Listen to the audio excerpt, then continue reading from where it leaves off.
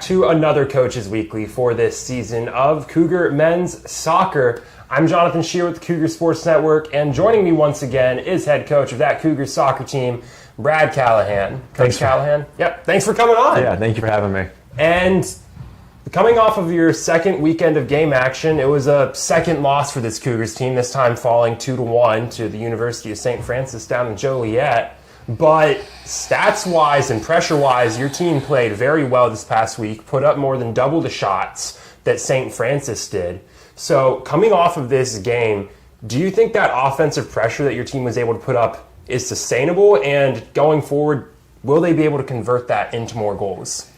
Yeah, I do. I think it's just a matter of finishing. I mean, that's soccer for you. Sometimes you can have more shots on goal, more possession, and still lose the game.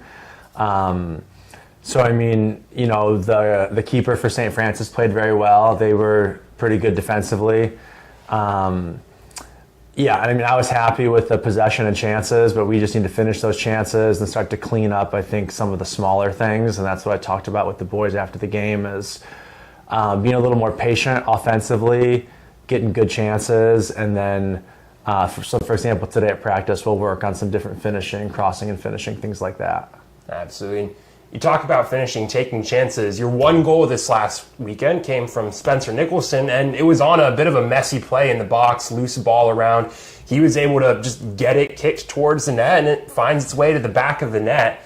So looking at Spencer Nicholson, who was there, he's one of your seniors on this squad, been here all 4 years, and you have a lot of younger players on this team. They're bringing a massive boost to this squad, but how has it been having a veteran presence from players like Spencer on your team? Yeah, it's been good. Spencer's great. You know, he's a real strong presence in the midfield for us, lots of energy. He does a good job. Garrett Pointer up top does a good job. Elias de Santiago is important. And then Gio Velasquez, who unfortunately got hurt this game, is very important. Julian Yanez, those guys are all seniors for us, all important players. I'm trying not to leave anybody out. I don't know if I did. But yeah, I mean, I think, you know, Julian and we'll have a freshman center back, Jose Garcia, will have to play in the middle, and Gio hurt his knee, so that's really going to hurt us. He's a valuable player. But I think, you know, we have a good, deep squad, so that's good. Yeah, and honestly, looking at that depth, something that stood out from this last game was you had 11 players coming in off the bench against St. Francis. Those minutes were really spread out across the entirety of your roster. Is that sort of going to be a strategy for your team going forward, taking advantage of a deep bench? Yes, I think so. I mean, I think the difference in a lot of these guys is very small. And so I want to keep them motivated, keep the environment very competitive. And it doesn't seem fair to, you know, play one player, 80 minutes and give another 10 when there's a very negligible difference. And so something I think we're looking for from these guys is who's going to kind of pull away and start to separate themselves. And I think it's going to be stuff with, you know, just things like, you know, how your first touch is. Can you keep the ball? I think consistency is a big thing. I think a lot of the guys are good and are capable of doing great things, but who can consistently do it? Who's going to start to communicate more? That's something I've been stressing to the guys. Sometimes defensive organization is lacking a little bit, and so much of that is talking, communicating, who's going to orchestrate that on the field. So I would like to continue to have a lot of guys play and have a very high level of energy. I think the fresh legs, and we have a deep bench so we can do that. But at the same time, I want to keep the environment competitive and have people start to try to really establish themselves as go-to guys. Definitely. And as you go forward, you're going to see that continue to develop. And this next week is going to be your team's busiest yet this season, with your team taking on Kuiper College this Tuesday at 3 p.m., followed up by another match with Hope College this Friday at 3 p.m. Both of those games are taking place at home, but still, coming off of back-to-back one-game weeks, how do you prepare your team for a week with more game action than they've seen all year? I mean, I think we did a good job in preseason and do a lot of fitness. And so, I mean, we're smart about kind of those macro and micro cycles of how we do. And guys who aren't getting a lot of minutes, maybe will do a little more in training than guys who did, say like play a full 90. Yeah. So being smart with that, having a good support staff helps with that. But yeah, I mean, today, like I was saying, we're not going to do anything too intensive. I want to work more on skill stuff, more on finishing, because like we talked about, we didn't really finish our opportunities in that St. Francis game. That could have been a lot different. And then just, I think little things are starting to add up. I talked with the guys about how these little things have a compounding effect. So we'll go over a lot of stuff like that, just individual things you can do skill-wise, to keep the ball, play a little bit smarter. But yeah, we'll have the game Tuesday, practice Wednesday, Thursday, and we'll do it smart so that their legs are good to go. Absolutely. And well, thanks again, Coach Callahan, for joining us this week. And like we mentioned, Cougars back on the pitch this Tuesday, taking on Kuiper College Cougars here at home, right here in River Forest at 3 p.m. And then this Friday, once again in action, taking on the Hope College Flying Dutchmen at 3 p.m. in another home matchup for the Cougars. You can follow all of that action live on the Cougar Sports Network and get caught up on everything you've missed at cucougars.com. I'm Jonathan Shear with the Cougar Sports Network, and thank you once again for joining us for another Men's Soccer Coaches Week.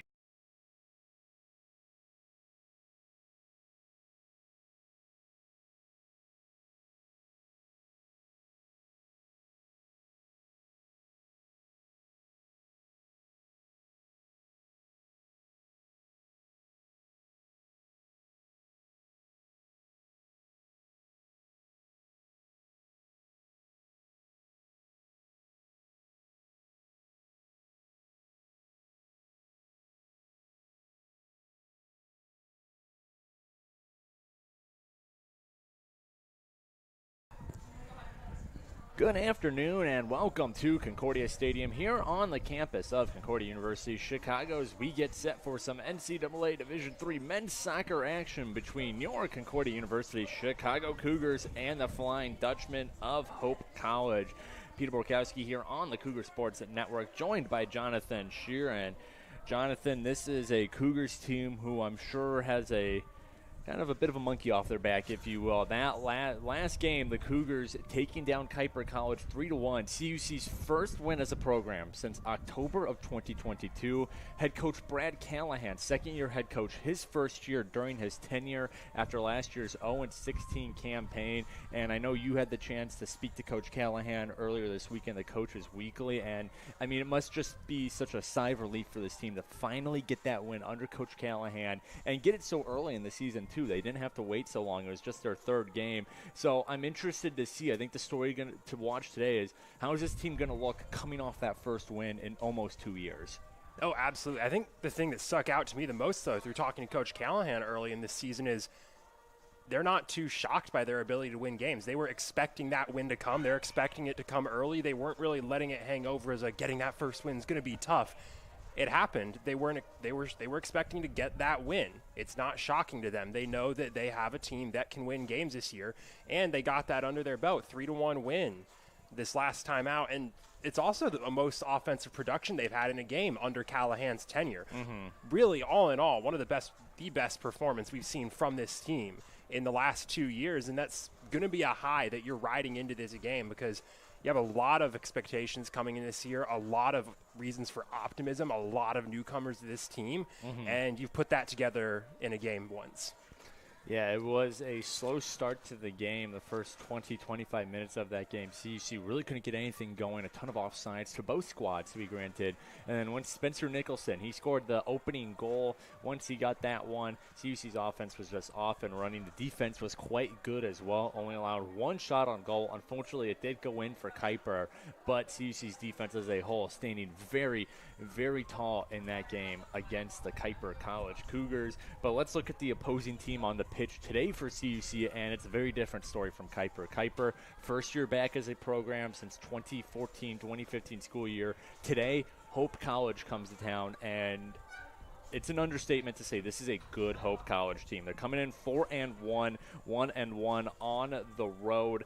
But, Jonathan, this is a team that They've already played 2 ranked teams in the country this year. They beat one of them, number 23 Ohio Wesleyan, 2-1. They only lost to number 15 Ohio Northern University, 2-1. That was on September 7th and September 6th, respectively. And out of conference play, this team is nearly unbeatable. They've outscored opponents 14-1, other than those 2 ranked teams. Out of ranked play, I should say. This is us all in all a very good Hope College squad coming to CUC today.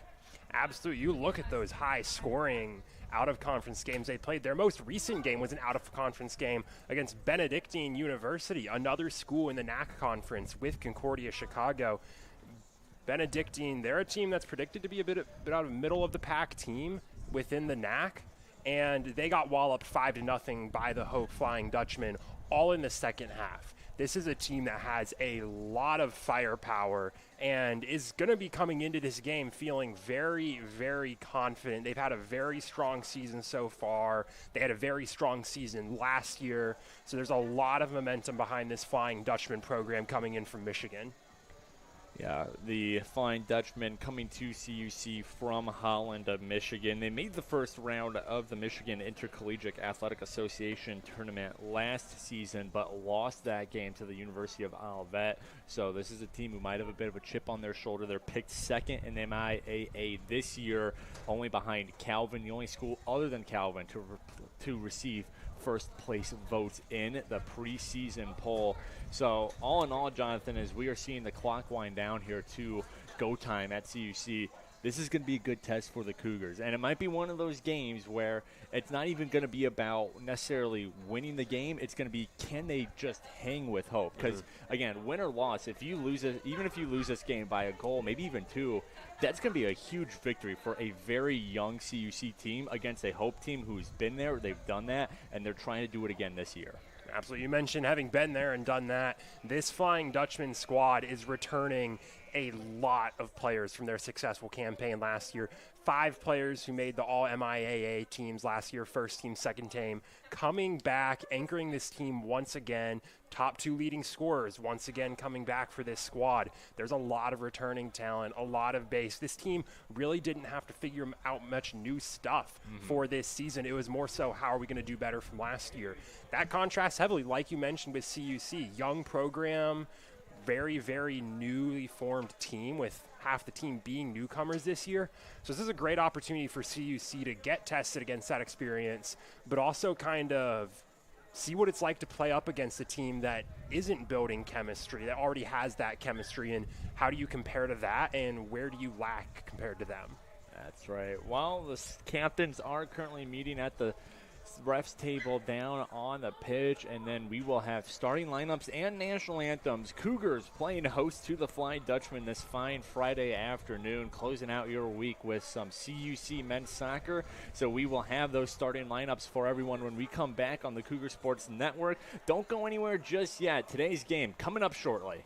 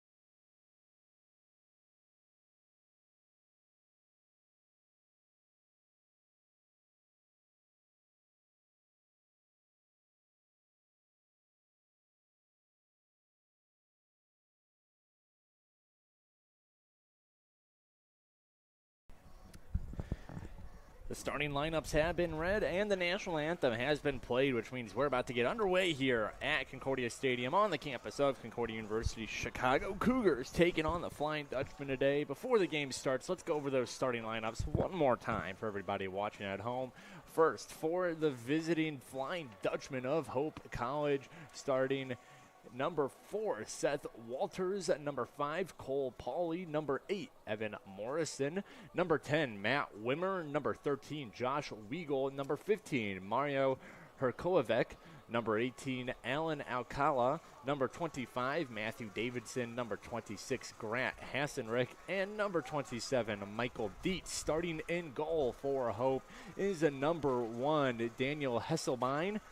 And the coaches for Hope, assistant coaches, are Connor Fowler, Corey Miller, Chris Taborn, and head coach of the Flying Dutchman in his 3rd season is David Blanick.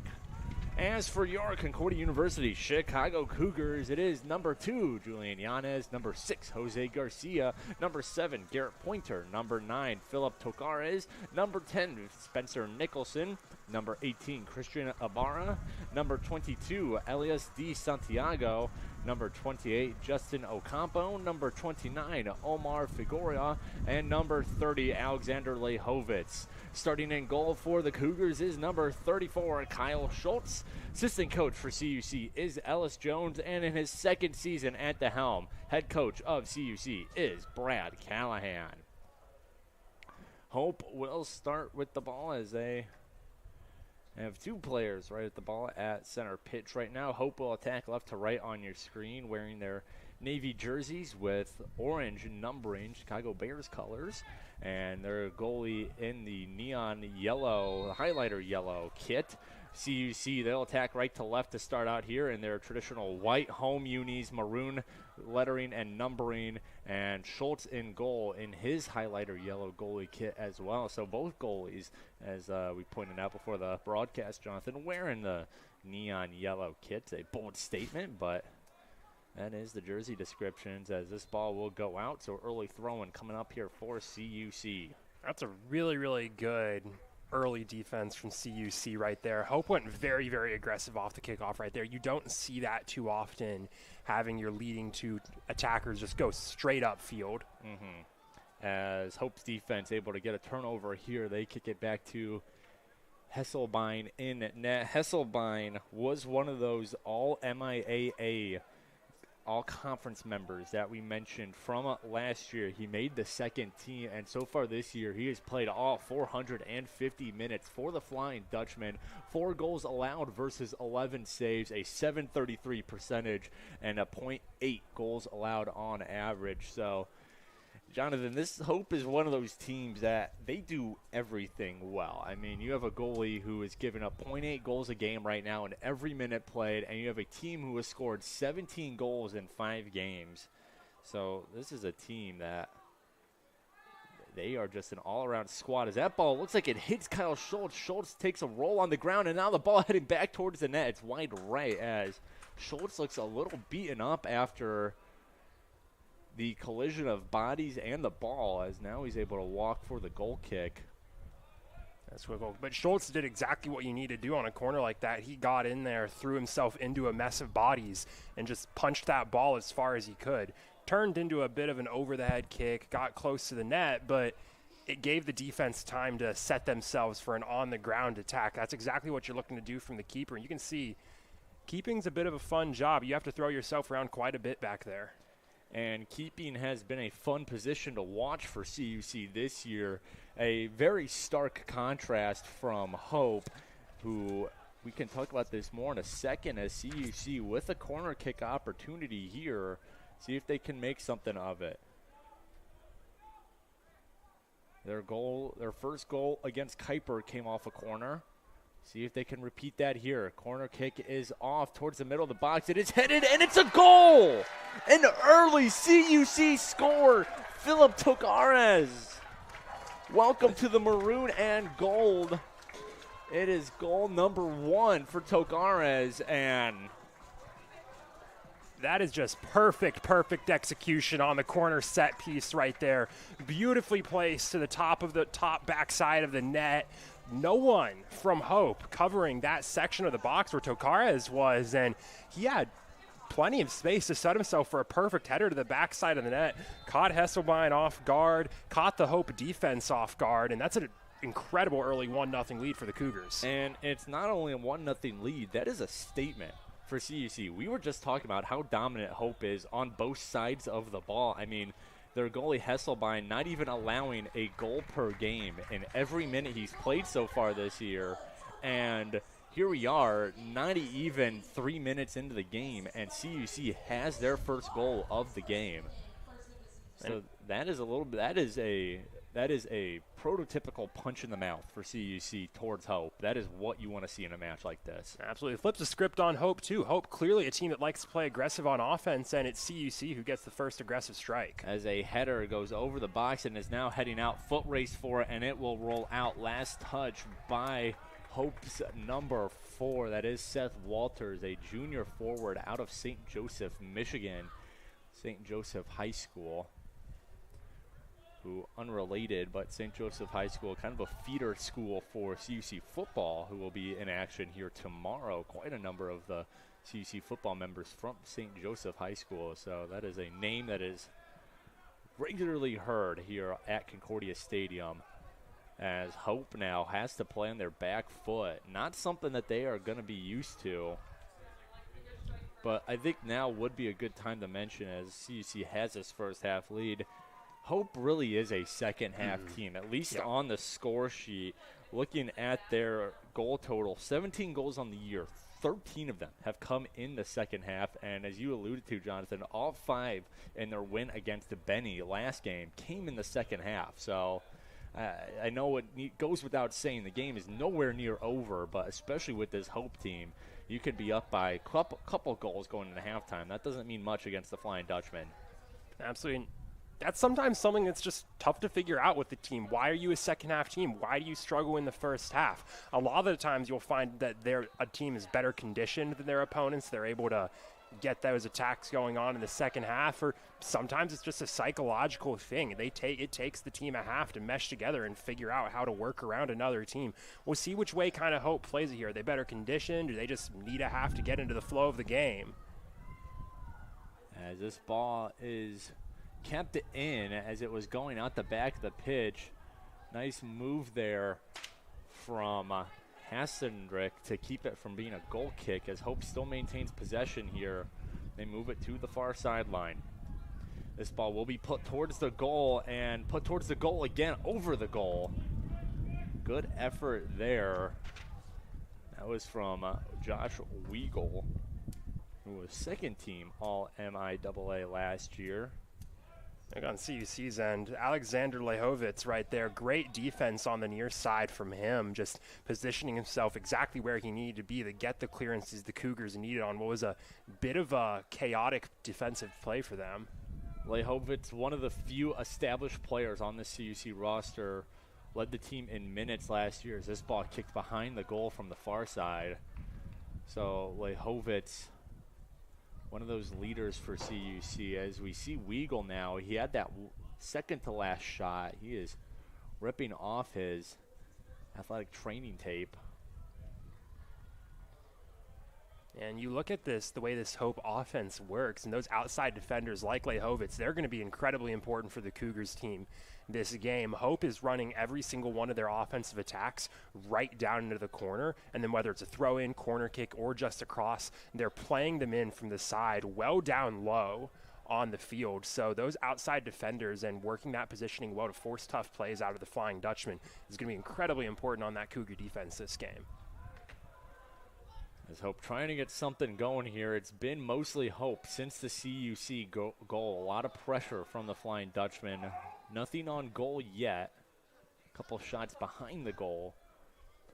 But Kyle Schultz has not had to register an official save yet. Has made a couple nice plays already. As Hope knocks this one off ahead. Schultz makes another nice play there, coming out to stop that opportunity. That was Seth Walters streaking ahead, and his opportunity cut short by Schultz being aggressive. That was a really, really nice play from Hope right there. A nice little give and go, giving Walters a good run I think that's going to be a lot of what you see. This team plays a lot of attackers up high for the Flying Dutchman. They put a lot of pressure on the defense when they're up on the field. Here's Ocampo trying to get a takeaway. Good fight there with Weagle. Weagle does come away with it as Weagle now knocks it back to Evan Morrison. At the point was Davidson. This ball working its way towards the goal box as now we have a whistle, and it's going to be a free kick for Hope, and this is a good opportunity for the Flying Dutchman. Free kick will be within or right at the 20-yard line on the football field, which is about 12 yards in front of the goal box, so about as close to a penalty kick as you can get here. So we'll see what Hope cooks up. This is almost a scripted practice free kick drill right here. This is the positions you see. This is an ideal free kick spot for Hope. Middle of the field, you can script any play from here. Two Flying Dutchmen in the vicinity of the ball. We'll have to see who eventually kicks it, and here's a shot right towards the goal, saved by Kyle Schultz, and it's off the save. It hits the crossbar on the football field goal, which is considered out of bounds, so corner kick now for Hope. That's a great free kick right there. Put it high, somewhere that's hard to get to, and great instincts from Schultz to just deflect it off from the net instead of trying to make a play and grab it, just playing it safe. And Schultz had to get up for that. Kyle Schultz listed at 5'11", so not the tallest goalie in the world, as Hope will play it off the corner. Not your typical corner kick play, headed out by Ocampo, so now a deep throw-in coming up here for the Dutchman. This is what you're going to see a lot of from Hope. A lot of these plays from the side. Part of it's the way the CUC's defense is playing. Part of it's the way that Hope's offense is playing. It's going to be a lot of plays coming in from the side of the penalty box with the Flying Dutchman. Cole Polly with the throw-in. He's listed as a defender, but he's playing high here. That ball trickles in front of the goal. CUC able to clear it out. That's a phenomenal throw-in right there. Could have proven dangerous, but CUC's defense able to make it work as Hope with another corner coming up here. The longer this sort of attacking possession goes on here from Hope, the worse it gets for CUC, because Hope's able to get the ball close to the net here, and CUC so far has been able to clear it out, but especially in a singular possession, the more opportunities you get close to the net, the odds of the ball going in increases. So CUC is really going to be looking to get this possession, at least get the ball up past the 20-yard line of the football field here. They put this one towards the box, bounces around, cleared out of the box. Hope still maintains possession. So CUC's defense able to curb another corner kick, but Hope still in possession. It's been a lengthy battle here for CUC's defense. Done good so far. But as Jonathan said, you know, the longer this Hope offense gets opportunities, the more likely they're to capitalize, the more likely CUC is to maybe make a mistake here. Is this ball going out? It will go out. Hope unable to save that one. And on the other end, the longer you're on offense, you might make a mistake with your attacking possession. And CUC, that was actually a good defense from them. They forced Hope out of the box, and it gave the defense a chance to reset, and also forced Hope into trying to create a whole new play and making that mistake. So now CUC still on that defensive third of the field, but opportunity to work up from it now, and you slowed down that high pressure of Hope. Throw in here for DeSantiago and the Cougars right in front of his own bench.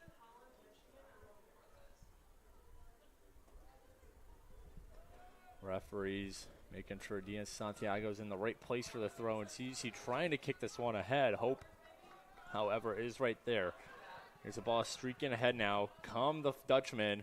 That ball put ahead just too far, and it will roll out. A little too far for Seth Walters to get to. And Walters is going to be getting a little more frustrated every single one of these time one of these plays happens. He's just going to be telling himself it's going to come to me eventually. He's had a lot of these runs that have just come up just short of being able to get there and get a shot on the net.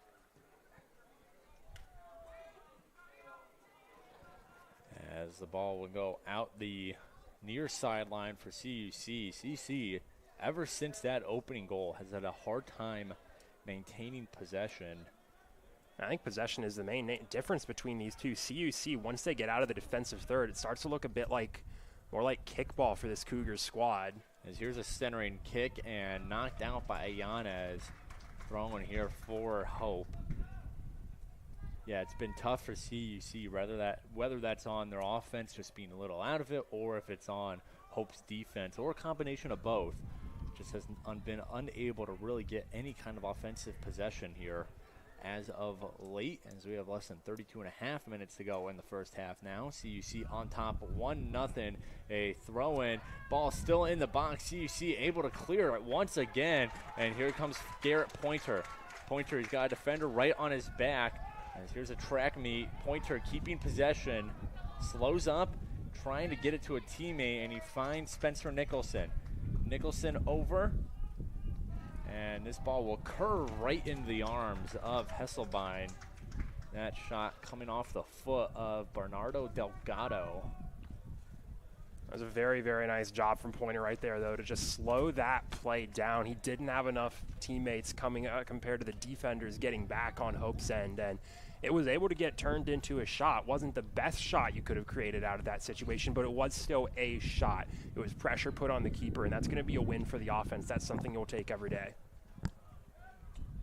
As Di Santiago plays that one off the chest, and yeah, I think the CUC defense, they just want to break at this point. They've been playing a lot of defense since that opening goal for CUC, and I'm sure they're just hoping that CUC's offense can get control of it for a while and give them a break, as they've been playing some good bend don't break offense, but with a team like Hope, you don't know how long that's going to last.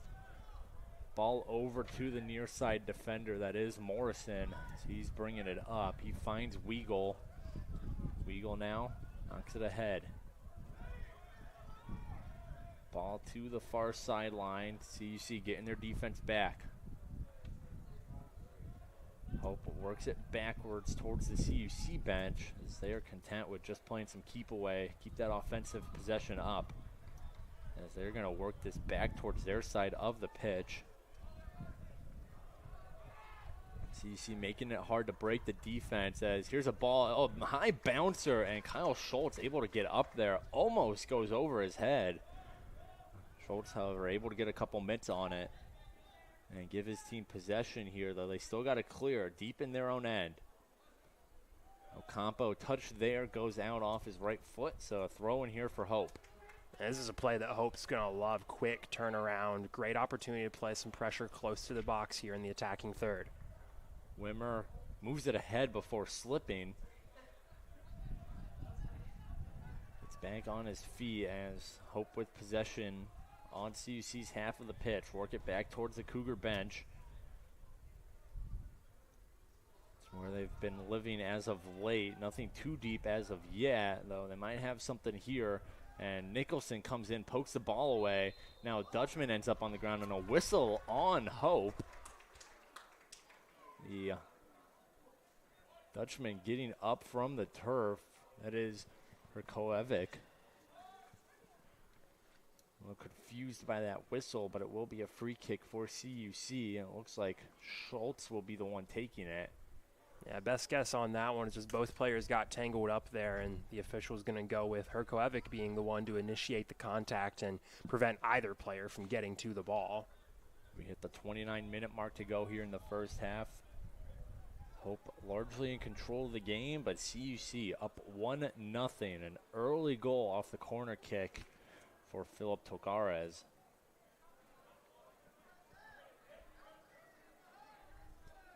As Hope trying to clear their own end, they have to work it back to Hesselbein. Hesselbein now under a little pressure, has to dump it. CUC good for pressure here, making it hard for Hope to clear it out. They try to, as CUC still fighting for it. And good move there by Figueroa, trying to, that's Ocampo trying to work his man off the ball. Hope comes away with it now. They're charging up ahead. And Hope tripped up, no whistle blown. Referee's letting them play on. And good block there from Di Santiago. Centering kick. Di Santiago gets in front of it. And a whistle was blown, so CUC will get a free kick out of it. I think we're starting to see a bit of that lull in the Hope offense. This team plays very, very high pressure, very, very high intensity on offense. So you're going to have phases of the game like this one where the offense is going to get a bit slower because you need to take a break. You need to slow the pace down for a minute. As Garrett Pointer up ahead, puts a shot, and it's wide right and a little high as well. Good movement there from Garrett Pointer, just one-on-one. Good velo on that shot, just not enough accuracy on it, as goal kick here. Hope will get started the other way. I think we're going to see a lot of that offensive style from the Cougars today. I mean, the fact of the matter is, through the first 20 minutes of this match so far, it looks like the Cougar offense is going to struggle to apply the pressure needed to actually move plays up the field consistently against this Hope defense. So what it's going to be is playing those long balls, getting the ball down in the attacking third, and taking every split-second opportunity you see. Throwing balls at the goal, seeing what sticks. Just maybe you wait for Hesselbein to make another mistake or someone on the defense to make a mistake. As Pointer rushes up ahead, pressure from behind, and Pointer loses it. But here comes Nicholson. Nicholson, he'll put something towards the goal and just out of reach of Delgado as he watches it leave the field of play. Good movement from CUC, but Nicholson's pass for Delgado just too far ahead for the junior on CUC. It's a great offensive play from CUC. Always going to be frustrating for the player in Delgado's position there. You're a foot away from one of the best shot opportunities you could get in a match. But CUC created that opportunity. Again, that's what a lot of what this offense is going to be for the Cougars today. Just trying to take advantage of every small opportunity you get against this Hope defense. Ball takes a couple bounces. It's knocked back and now kicked up and out by Hope. So CUC a throw-in coming up. Lehovitz looks like he'll be the one to throw it in. Hope coming to CUC from Holland, Michigan. Is on the coast of Lake Michigan, about even laterally with Milwaukee. A little northern of Chicago on the other side of Lake Michigan, as CUC unable to control this possession. Throw in from Hope. And something to note on Hope's end is they've made the first substitution of either team today. The freshman Riker Korstange coming in to replace, I didn't catch who he was replacing, but that's Hope making the first substitution of the day. As this ball will go out the back of the pitch. That was Ocampo knocked to the ground. No whistle. So referees, I've seen a couple whistles today, but largely letting these two teams battle it out physically. So you see, up until their win over Kuiper, really struggled with the yellow card. 10 combined yellow cards in their first two matches. Both of them were losses for CUC. And able to stay out of trouble against Kuiper, and it resulted in their first win of the season. As this ball is still rolling, and that shot wide right. That was Grant Hassenrick, who was in prime shooting territory. I just don't think he was really expecting that ball to make it all the way over to him. That one's gonna haunt Hassenrick for at least the next couple minutes. That's an opportunity you're almost never gonna get. Players from both Hope and Concordia making mistakes, just unable to get a foot on it, and you have a wide open view of the goal on the back side of the net. That's a dream position, but it's one that, like you mentioned, you're going to get caught off guard because you're rarely expecting the ball to get all the way back there. Yeah, Hassenrick looks like he was caught off bounce, not in a position to really shoot, so he just tried to put something towards the goal, and it ended up being too high and too wide right. As now a free kick coming up here for Garcia, as this one will work its way all the way to Hesselbein. He makes the grab, as now he slows down. Let's Garrett Pointer work his way out of the box as he gets his team set going the other way.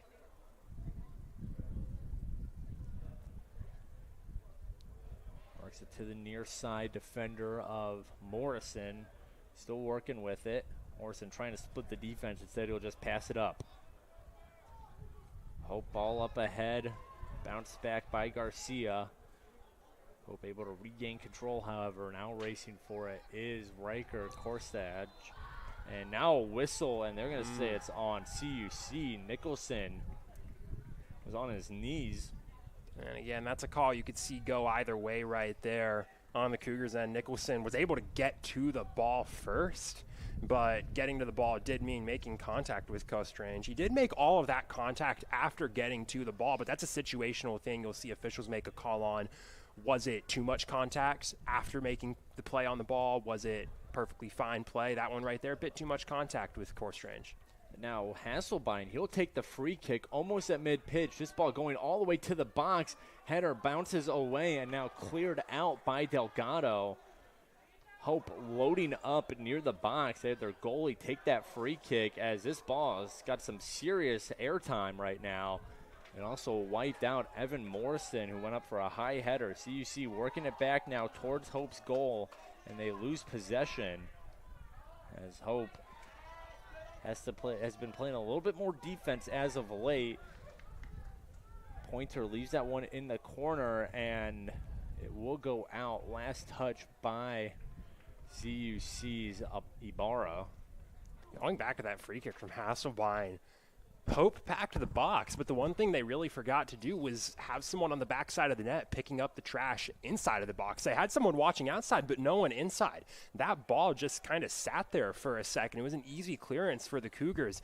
If you have a Flying Dutchman sitting on the backside of the net, it's not a guaranteed shot, but you're going to force the Cougars to rush. You're going to fight for that ball there. So just missing a player that you really, really would have loved to have a bit closer to the net on that play right there.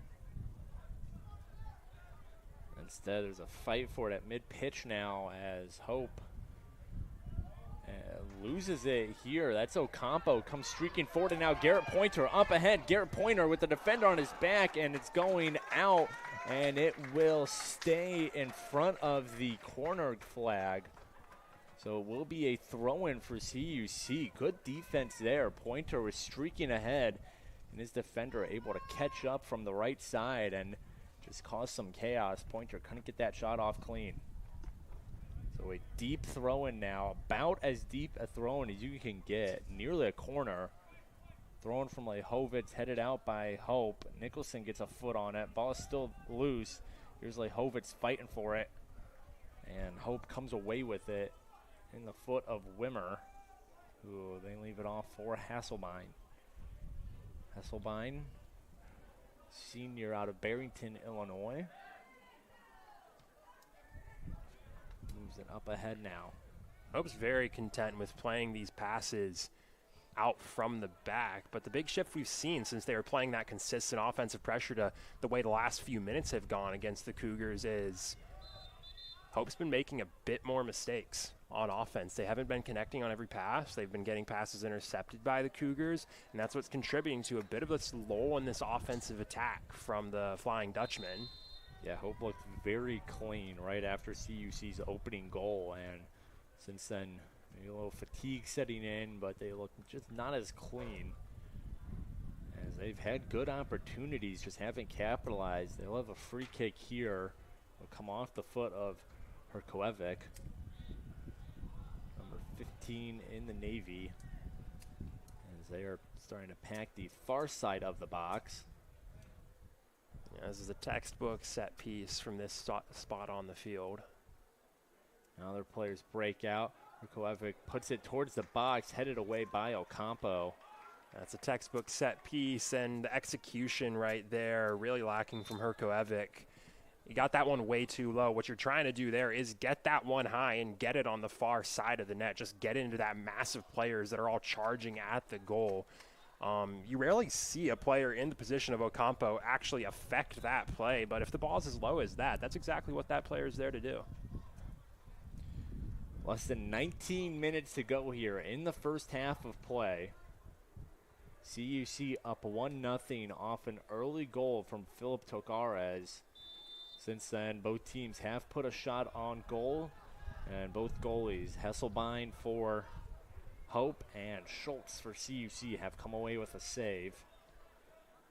Shot up, put up ahead, ball still hanging out on the pitch. No one is now. Hope comes away with it, tries to move it to the corner. Good pressure there from Yanez. As CUC playing some tough defense here. They come away with it, and Di Santiago will put it up ahead. Hope first one there, however. And Ocampo starts to rush ahead for CUC. He's just going to pop this one ahead, and it'll land right in the feet of Pauly. This ball's going back and forth in the middle of the field between these two teams right now. Ball towards the far side for Hope. Dutchman trying to get some offense here. as they trail CUC by 1. Work it back towards the near side. Now the near sideline for Herkovic. Herkovic guarded closely by Delgado. Has to get rid of it. Hope's playing a lot of their team up the field right now. You got defenders in the attacking third for the Flying Dutchman. Ball poked away by Garcia. Now Pointer moves it towards the middle of the field. Tokares trying to race ahead, and it's kicked back by Hope. As now this ball will take a couple bounces into the hands of Kyle Schultz. Will let his team reset here. As Jonathan said, a lot of back and forth within the last couple minutes. As Schultz maybe trying to give his team a breather. That's a breather you're going to need. Hope sent everyone on that last offensive possession. You're rarely ever going to see that many players up on an offensive attack from a team. You had Evan Sandes, a defender for this Flying Dutchman squad, all the way up there. As here's a ball put towards goal. Kyle Schultz diving forward to make a grab. That looked textbook for Riker Korstange. That's a textbook play right there. Great jump from Kyle Schultz to get out and dive on top of that. But even Riker Korstange, he's one of the more inexperienced players on this Hope squad, one of the only freshmen who getting consistent playing time for this team. But on that kind of play, you'd like to see from Riker Korstange a bit more of a run inwards. He stayed outside right there. He was letting the ball try to get to him on the back post, and it allowed that gap for Kyle Schultz to get in there and dive on top of it, really uncontested. So Korstange not risking the penalty by kicking at Schultz, but also you could have put a bit more pressure on Schultz with that one. Come in a bit, maybe hope he makes a mistake if he feels a bit more rushed. Yeah, Riker Korstange, as Jonathan mentioned, a freshman out of Richland, Michigan, has 1 goal on the season after appearing in all 5 games so far. Coming into today, as Lehovitz has to play keep away, and Hope comes away. Nicholson gets knocked to the ground, no whistle, and now losing it out of bounds is Walters and Hope. So throwing coming up here for CUC, but first they're going to get a trio of subs. As now the referee blows the whistle to get those 3 in. This is something we'll have to watch in this game. How does the energy and the dynamic of this CUC team change with your substitutions? And from the perspective of Coach Callahan, it doesn't change much at all. From his perspective, a lot of the guys on this team, talent-wise, the skill level they bring out on the field is interchangeable. He sees a lot of these guys as being able to bring the same benefits to the pitch. It's something he looks to take advantage of with a lot of fresh legs on the bench. CUC Nicholson, he's pushed forward, so he'll draw the whistle on hopes that Jackson Mindling, another freshman on this Hope squad out of Grand Rapids. He currently leads the team in goals and points. He's got 4 goals in 5 games, as well as a pair of helpers for 10 total points on the season. As here's a far free kick. And that's Hope getting on it first as they move it back towards the middle of the pitch. Slowing down to find a teammate was Davidson.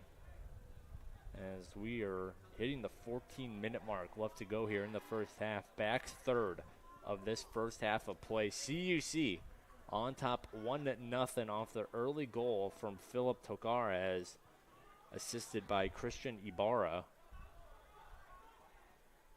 As Hope tried to push it forward. Good move there from Julian Yanez. Basically went into those splits to stop that forward pass.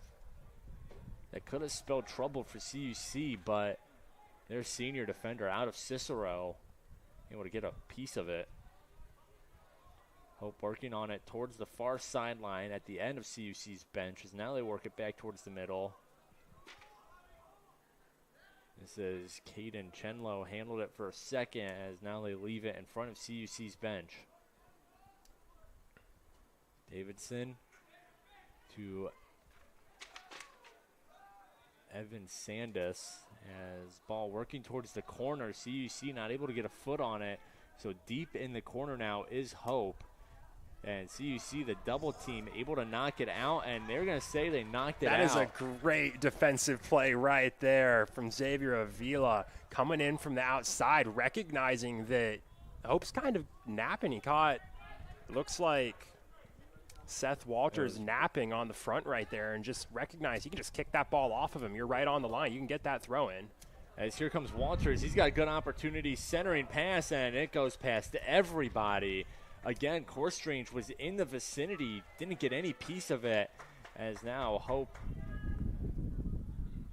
Yeah, and to be fair to Riker Corstrange, that's an impossible play to make right there. That one's on Seth Walters, way too behind the run-in from the backside from Corstrange. Corstrange tried to do it, and you kind of saw he awkwardly sort of like tried to throw his body back against his momentum, resulted in him losing his balance and falling down, just trying to take advantage of what was a great opportunity for the Flying Dutchman right there. Again, they are having good opportunities. As here's a header, and that opportunity converts.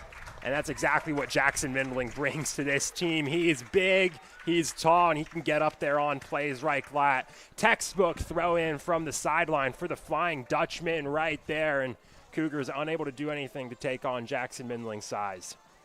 So Hope, after opportunity, finally gets one past Kyle Schultz. And as Jonathan said, Jackson Mindling might be a freshman. He is 6'3". He is one of the tallest players out there. You're not going to find many players taller than 6'3", as he's actually tied for the lead in terms of being the tallest Hope.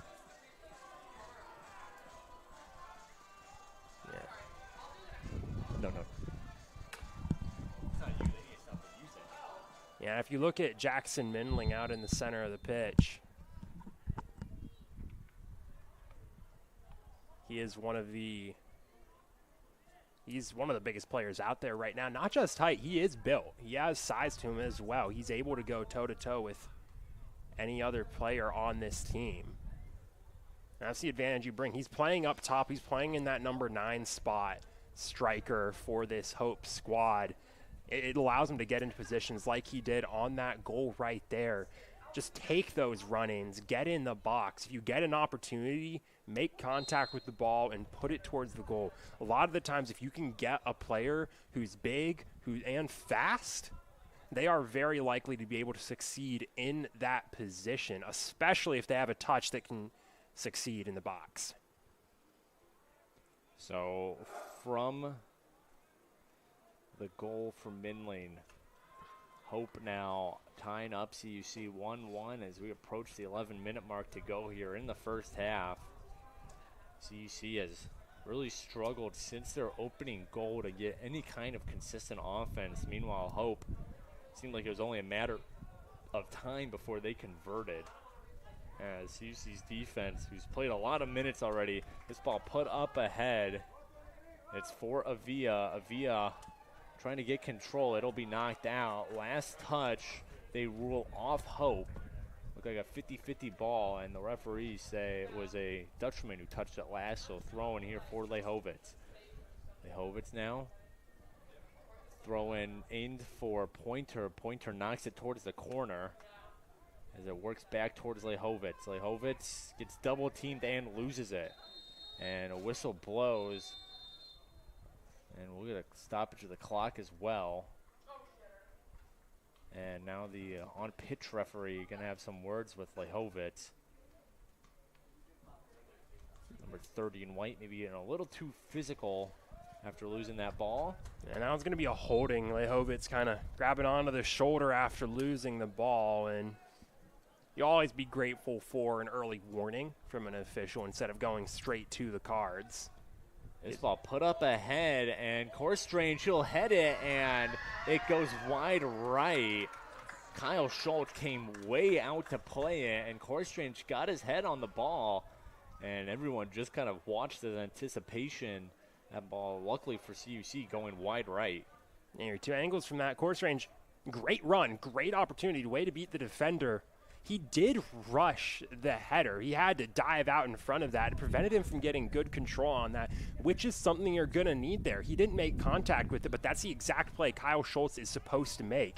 He shrunk down the angle that Corstrange had to get that ball on the net. He would have had to perfectly place that on either of the two sides since he wasn't able to chip it up over Schultz. And a goal kick coming up here now for Schultz. Schultz giving up 1 goal on 3 shots faced so far this afternoon. His opponent across the pitch, Hesselbein, 1 goal on 2 shots faced. And again, that 1 goal Hesselbein gave up within 3 minutes of the opening buzzer. As here's an opportunity for Hope, a centering kick, and Schultz just tracks the ball and reaches up to grab it, and he'll kill any opportunity for Korstrange, who has been everywhere for Hope ever since he checked into the game. Yeah, Riker Korstrange, he is your fast guy. He's your speedster. He's the player they have out there just to dash in at every opportunity into the box. I talked about how Jackson Mindling is a very, very useful type of attacker. Riker Korstrange is really your other kind of one, that all over the place, constantly got to guard him because he'll jump on every opportunity he sees. This ball up ahead, it's working towards the near corner, and it goes out. So it's throwing for CUC. That was Thomas DeVries, unable to race there for Hope. So these two teams, especially Hope's been shifting their formation throughout this game. Thomas DeVries is playing up top now. He's playing as the highest attacker, and he's been playing back in the midfield all game long. DeVries, the leading scorer for this Hope squad last year, a squad that finished second in the regular season in the MIAA, and he's a very, very experienced player on this Hope team. He's one of their more veteran players, and now he's getting that opportunity to play up high and get those shot opportunities. Hope controls it right at mid-pitch in the center of the Cougar head as they move this ball up ahead now. Korstrange, the pass intended for him, a little behind him, and it'll roll all the way out the back of the pitch, so Kyle Schultz will have a chance at a free kick here. You're starting to see DeVries is playing very, very high here on the goal kick. They're responding to the way CUC has been playing on their goal kicks. Schultz has been playing out immediately to the short side on pretty much every other goal kick they've gotten, and DeVries playing up. Now Schultz is just going to clear that one all the way to midfield. Pointer got a header on it, and then it was Avia who got a touch. CUC trying to move it up ahead. Ball working towards the far side. One-on-one, and a whistle, I believe, on CUC, so it'll head the other way now. It'll be a free kick for Hesselbein. It was going to be a goal kick anyways, but the referee blowing the whistle, pointing the flag towards CUC's goal. So effectively the same outcome for Hope and Hesselbein. And Hope College scoring the last goal of the game. That 1-1 tie. And Hope, after a very, very aggressive early part of this game, they're starting to slow down their offense a little bit. They're being a lot more patient with these plays, and part of that's going to be the energy factor. Pointer tried to put it ahead for Avia. Hope gets there first. As CUC not able to connect between Pointer and Avia. Senior to freshman connection there. Pointer, the leading scorer on the CUC team last year, has a goal and an assist on this year. Trails only Spencer Nicholson in both the goals and the points category. As a throw-in here for Di Santiago as we are quickly approaching 5 minutes to go here in the first half of play. 1-1 tie between the Cougars and Hope. Ball popped up and out, and they're saying CUC was the last team to touch it. Cougars trying to argue a Dutchman got a chip of that out-of-bounds ball. And no love from the referee. So Hope in control of it here. Taking their time moving it up the field. And CUC tries to converge on it. They do come away with it. Here's Di Santiago. Yeah, that might be a bit of his inexperience showing right there, but Mindling hanging on to the ball himself way too long right there. If you have to hang on to the ball long enough that you have to beat a third defender one-on-one after you've already beat two, odds are you could have found a pass by then, and Mindling held on to it too long and finally got beat. Mindling lost it there as well. Tried to dribble through a two-man trap, but as those usually go, it did not work out for the freshman. As Hope working it out of their own half. Core Strange up ahead. Core Strange and DeVries trying to work. Here's Core Strange now, and good kick there. DeVries will get a shot. Saved by Kyle Schultz. Ball loose. Another save. Kyle Schultz. And you can see the frustration as he now puts the jersey over his head, trying to get a bead on who that second shooter was. Looks like out on the far side. Looks like Micah Wieland. Let's say it looks like number 12, Michael Wieland, a sophomore.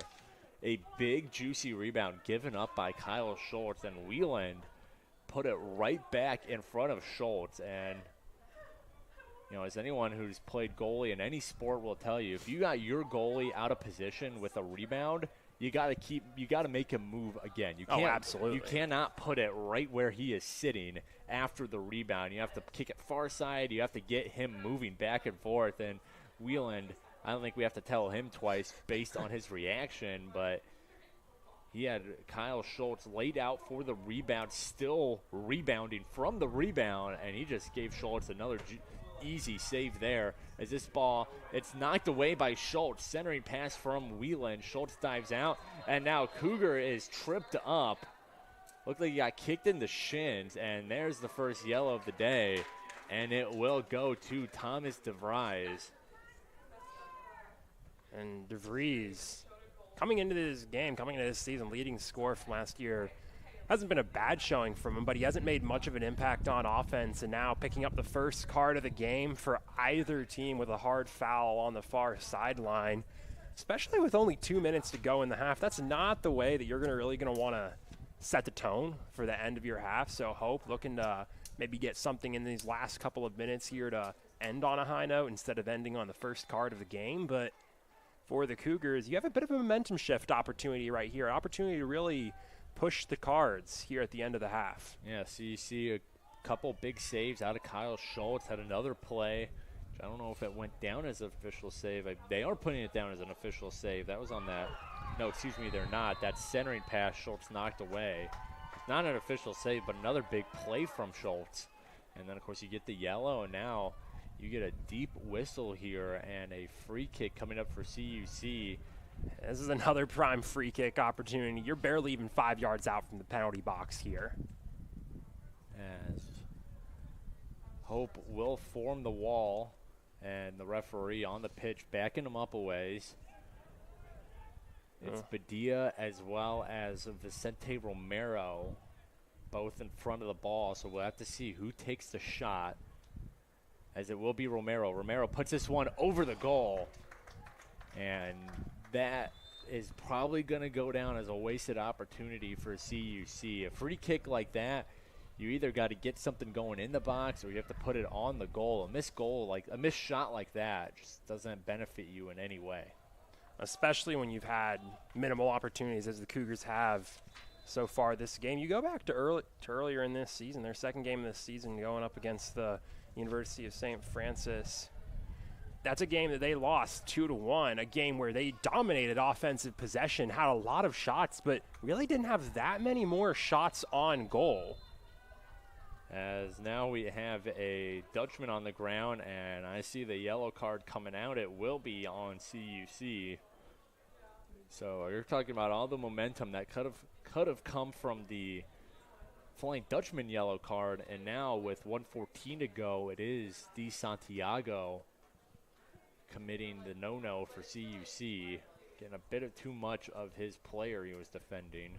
Yeah, it's just a reckless charge right there. You've already been beat. You're coming in late, and you leave an open man. You make that pass, and that opposing player is just a sitting duck. Any contact you make, they're going to fall. That's going to be a card. And I think you're starting to see a bit of that fatigue set in from both teams right here. It's been a long first half, very, very high-paced first half from both of these teams. So you're going to get a bit less technical. You're going to get a bit more sloppy, especially when it comes to discipline on defensive plays like we've seen from both of these squads. High pop fly put towards Schultz, and Schultz making the grab as we are hitting the 60-second mark to go here in the first half. A pair of yellows have come out for either team. It was on DeVries for Hope, and then Elias Di Santiago grabs one for Unsporting here in the closing minute 15, as now we have 45 seconds to go. DeVries coming away with it in the corner. Guarded closely by Garcia. Here's Herkovic up towards the top, and ball popped up. That'll waste a couple seconds, and a couple players converge for a header. Dutchman hits the turf because of it, as now CUC clears it up ahead. And here comes Pointer, almost comes away with it. Just getting in his way is Cole Pauley. And 20 seconds ago, both of these teams are going to be sending long balls, hoping to maybe get something to work late here. As DeVry's got a foot on it, DeSantiago will clear it out, and it'll be a throw-in for Hope, but that should kill the rest of our time here in the first half, and it does. The clock strikes 0, and that'll do it. So 45 minutes come and gone here in River Forest. CUC struck early. Philip Tokar is a goal off a corner with less than 3 minutes into the game, and then eventually Hope, that high-powered offense, wasn't going to sit still. They got the equalizer off of Minling, and because of it, we have a 1-1 game as we head into halftime. So 15 minutes on the clock. These two teams will talk things over, and then when they come back, we'll come back, and we'll have the resumption of today's game. 45 minutes left to go here between the Cougars and the Dutchmen. We'll have that coming up for you momentarily. Don't go anywhere. You're watching the Cougars Sports Network.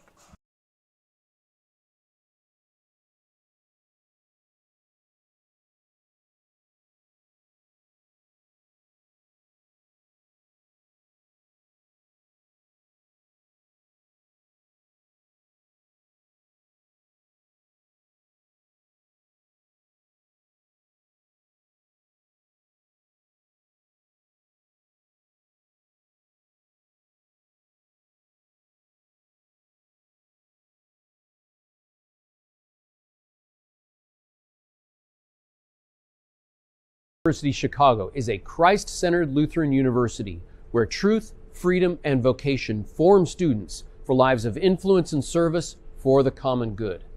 Our university offers a wide variety of undergraduate and graduate degree options that are available in person and online.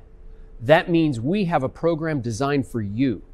Whether you're a high school student, an adult returning to complete your degree, or someone looking to enhance your credentials and prepare for career growth.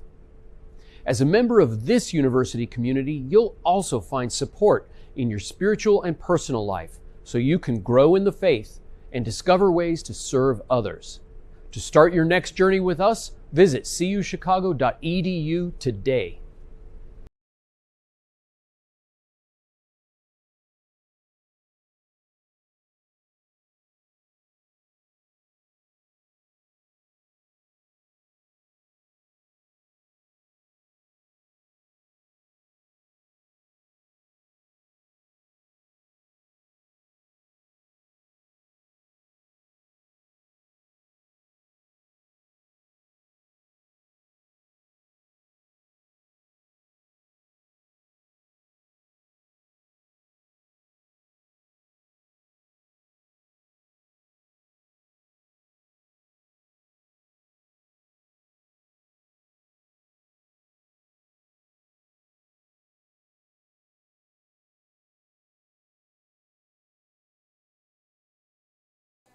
CUC nursing student and choose to stand tall for healing at a university that places Christ at the center and embraces teaching students to live a life fulfilled by purpose and meaning.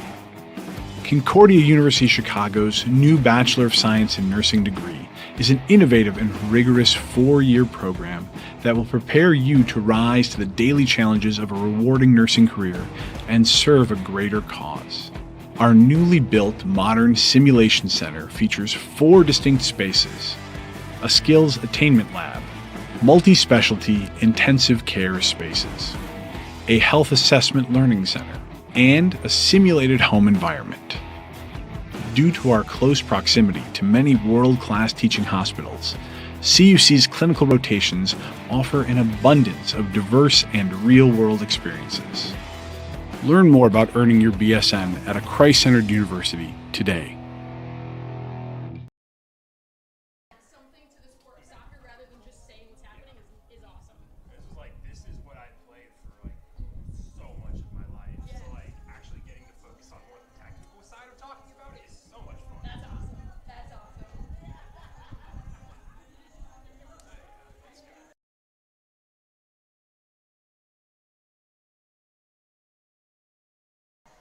Hey, I'm Monica here at Concordia University Chicago, and we're here outside of Concordia Hall. Concordia Hall is the university's newest residence hall, right on the edge of campus, perfect for students who want to explore the nearby downtown of Oak Park and River Forest. The flexible suite-style living in fully furnished bedrooms lets students choose what works best for them. Every floor is complete with a community lounge and full common kitchen, with a kitchenette, microwave, sink, and refrigerator. The first floor offers the Victory Lounge, connecting to 2 additional residence halls, with no shortage of ways to relax. You're also right next to an open, outdoor plaza, better known as Victory Lane. So now we're here in Concordia Hall's suite-style dorm room, and this is a really nice place to just hang out and chill. And since it's so big, there's plenty of room to spread out and do your homework and just relax. So now making our way into one of the bedrooms, there's plenty of space in this room for you and your roommate. A lot of times students will move the desks so that they've got their separate study space, but my roommate and I, we get along really well, so we can just work together here in the same space. Sometimes I like doing art as well, as you can see by the painting here. It's a 16 by 10 feet space, and most rooms on campus are 10 by 12 feet. So it's really nice to have a little extra space to work with here in Concordia Hall. So this hall is super close to the chapel and the Kennedy Community Center, which has the new Crossroads Dining Hall. So the location is super convenient. And I really love the city scene too. The location here is the closest on campus to the Oak Park River Forest downtown area, which has a ton of great stores and restaurants. Speaking of the city scene, I adore the view from this lounge because you can see the Chicago skyline right there. Concordia Hall at Concordia University Chicago.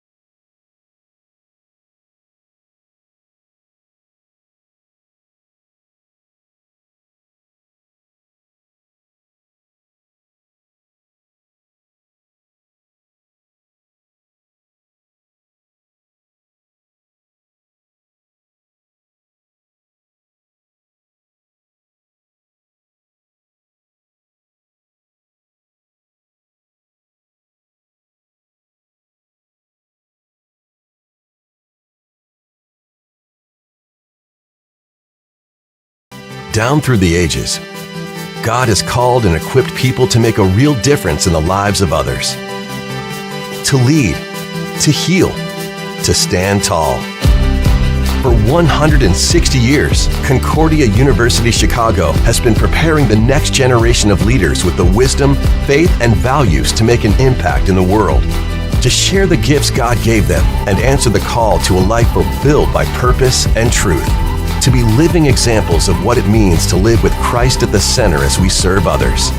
Because at CUC, we don't run away from adversity, we go towards it. We don't shrink from our faith, we lead with it. We are teachers, caregivers, and musicians, scientists, pastors, and business leaders, unshakable pillars of strength and integrity who serve a cause greater than ourselves. And the world needs us now more than ever. Learn how a degree from Concordia University Chicago can help you be the pillar the world needs to stand for something greater. The only question is, are you ready to stand tall?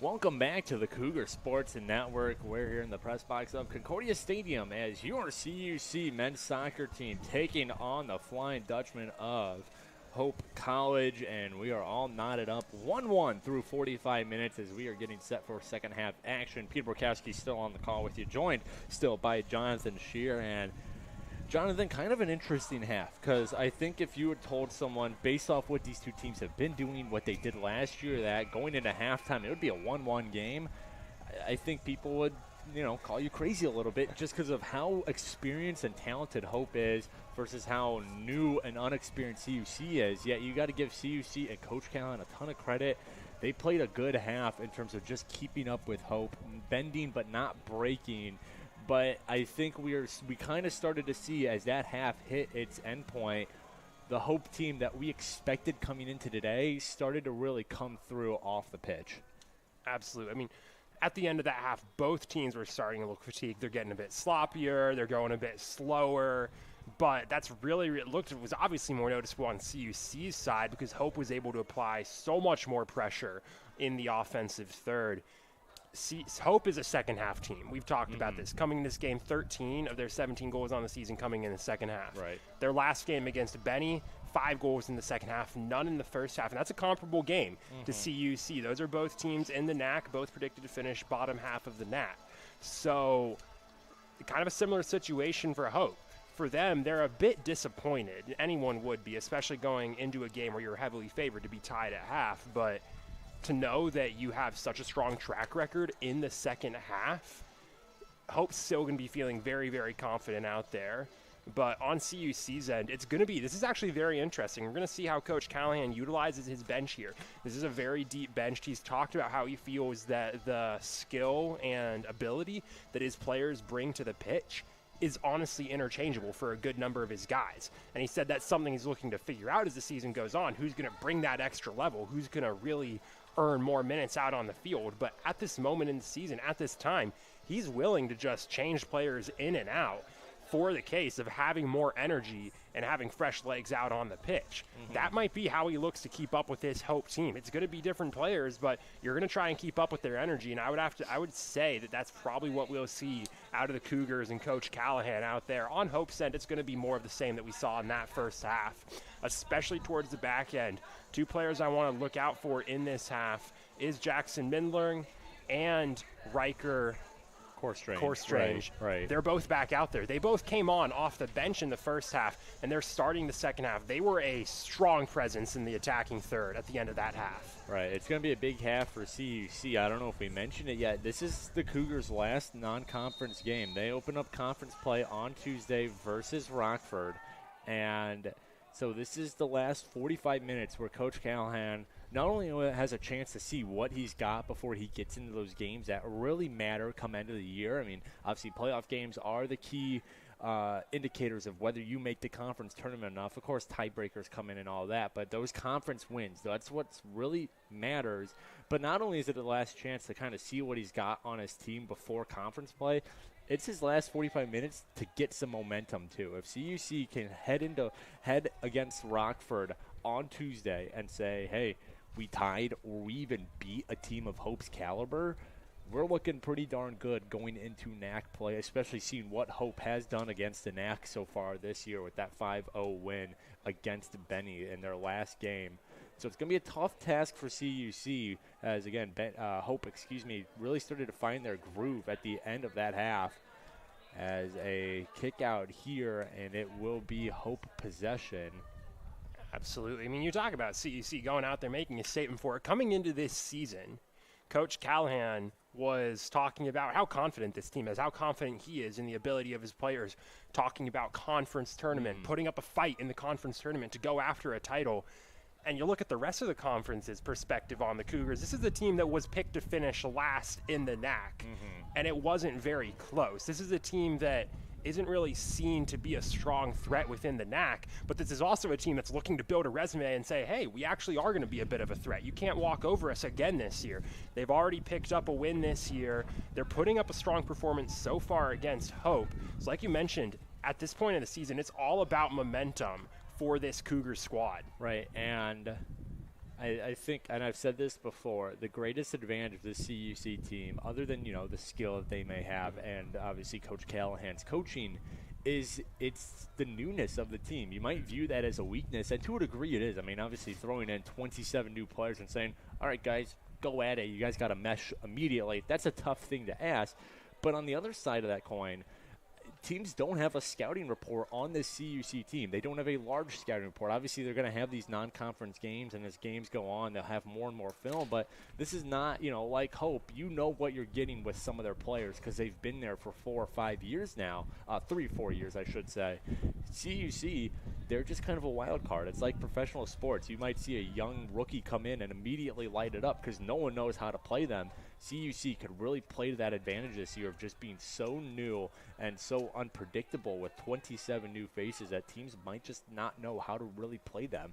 And I think Hope kind of saw that at the beginning of this game with that early goal 3 minutes in. And Hope has settled in, but CUC, again, I think they're putting up much more of a fight than Hope anticipated going off of CUC's recent history. As a ball ahead, and it will leave the field of play. Last touch by Hope. So CUC throwing coming up here. And CUC's defense, it's been all on the defensive half of the field for CUC so far in this second half. But they're not letting Hope really get close. You have one save for Kyle Schultz so far this half, but that's it, just one time in the first 4 minutes. And with the amount of pressure Hope's been putting up, you'd worry about there being more, but this defense is doing a very good job of limiting the Flying Dutchman's early attacks coming out of the gate here in the second half and keeping them outside of the penalty box. And I think that, obviously I don't want to speak too soon, knock on wood, but as here might be a good opportunity for Hope. Good kick away there by Yanez. It will be a corner kick, for Hope, but still a nice play there by Yanez. I think that this is a big game for Kyle Schultz in that, he came in, he was kind of the presumptive starter just because he played the most minutes of any goalie last year. He was, him and Roberto Romero, the only 2 goalies to return from last year. Schultz led the team in save percentage, led the team in total saves. He faced a ton of shots just due to the nature of last year's squad for CUC. As we can continue this thought in a second. Corner kick here from Hope and a couple of headers. Schultz comes out of position, ball loose and kicked away there by Lehovitz and CUC's defense as CUC now wrestling for possession. Continuing the talk about Kyle Schultz, he came in so far today, 151 minutes. He did lead the team, but Nathan Goodil and Chase Zizak are not too far behind him in minutes played. And this just has to be a huge confidence builder in Schultz, not only for himself, but Coach Callahan as well, is that so far against a good Hope team, he's made 5 saves on 6 shots faced. And again, goalie's never a position you want to worry about. And Schultz is really making that case that it's not one Coach Callahan's going to have to worry about moving forward after some early season goalie roulette going on. Oh, absolutely. And these aren't simple shots that Kyle's going up against so far this game either. These are tough shots. Rebounds straight back at the net. He has to dive over to the side. He's also made some very, very quick, smart plays out there coming from the box, coming out and charging. Yeah, Kyle Schultz is having an all-around fantastic game. He needs to have another 39 minutes and 20 seconds of a fantastic game if his team wants to walk away with a tie or a win. As we still have plenty of soccer to play here this absolutely excellent Friday afternoon. Not too hot, not really many clouds in the sky, at least not directly over Concordia Stadium. And it's just a beautiful day for some soccer as this ball will started to head towards CUC goal. Yanez, who was shaken up a couple minutes ago, got up slowly. He looks no worse for wear. Here's Mindley now, has the goal for Hope, puts it up ahead, and a bad touch there off the foot of Seth Walters. Believe he was the furthest player in front of everybody, and the ball looks like it just took a bad hit off his foot. It heads out of bounds. Goal kick here for Schultz. Yeah, it looked like that one right there. He almost panicked and was not trying to make a shot, but was just trying to touch it or something, and he just kind of blanked out for a second. And it's rare you're going to see a play like that close to the net, especially from a player like Seth Walters, but he's not really beating himself up over it. This team, they've been getting opportunities like that. There's a lot of time left in this second half for the Flying Dutchman to get more opportunities like that for Seth Walters. As Philip Tokara is not able to race to the ball in time before it leaves the near sideline. This kicks off a big weekend for CUC athletics. Men's soccer, of course, playing right now, 1-1 tie with Hope. And then later tonight, women's volleyball. They're just over in Wheaton for a tournament today and tomorrow. That shot hits off a defender. Ball's still loose in the box, and Ibarra puts one towards the goal. It'll go wide right, but still making the stop is Hesselbein. Did not have any chance of going in the goal, but Hesselbein will just get his team going early rather than settling for a goal kick. So women's volleyball, they'll take on Beloit College 6:30 tonight at the Maryland Scribner Invitational over at Wheaton College. And then tomorrow, full day of CUC athletics here at Concordia. Women's tennis at 10 a.m. They're taking on Marian University. Women's soccer taking on Great Lakes Christian College at 11. At 11 is also men's cross country will begin their race at the Ken White Classic. An hour later, the women's team will begin their race at the Ken White Classic. 1:30, women's volleyball taking on Lawrence, still at Wheaton. And then 2:30, the big game of the day, or the big football game, I should say, of the day. Every game matters, of course. Football taking on Manchester University right here at Concordia Stadium, the home opener for CUC football.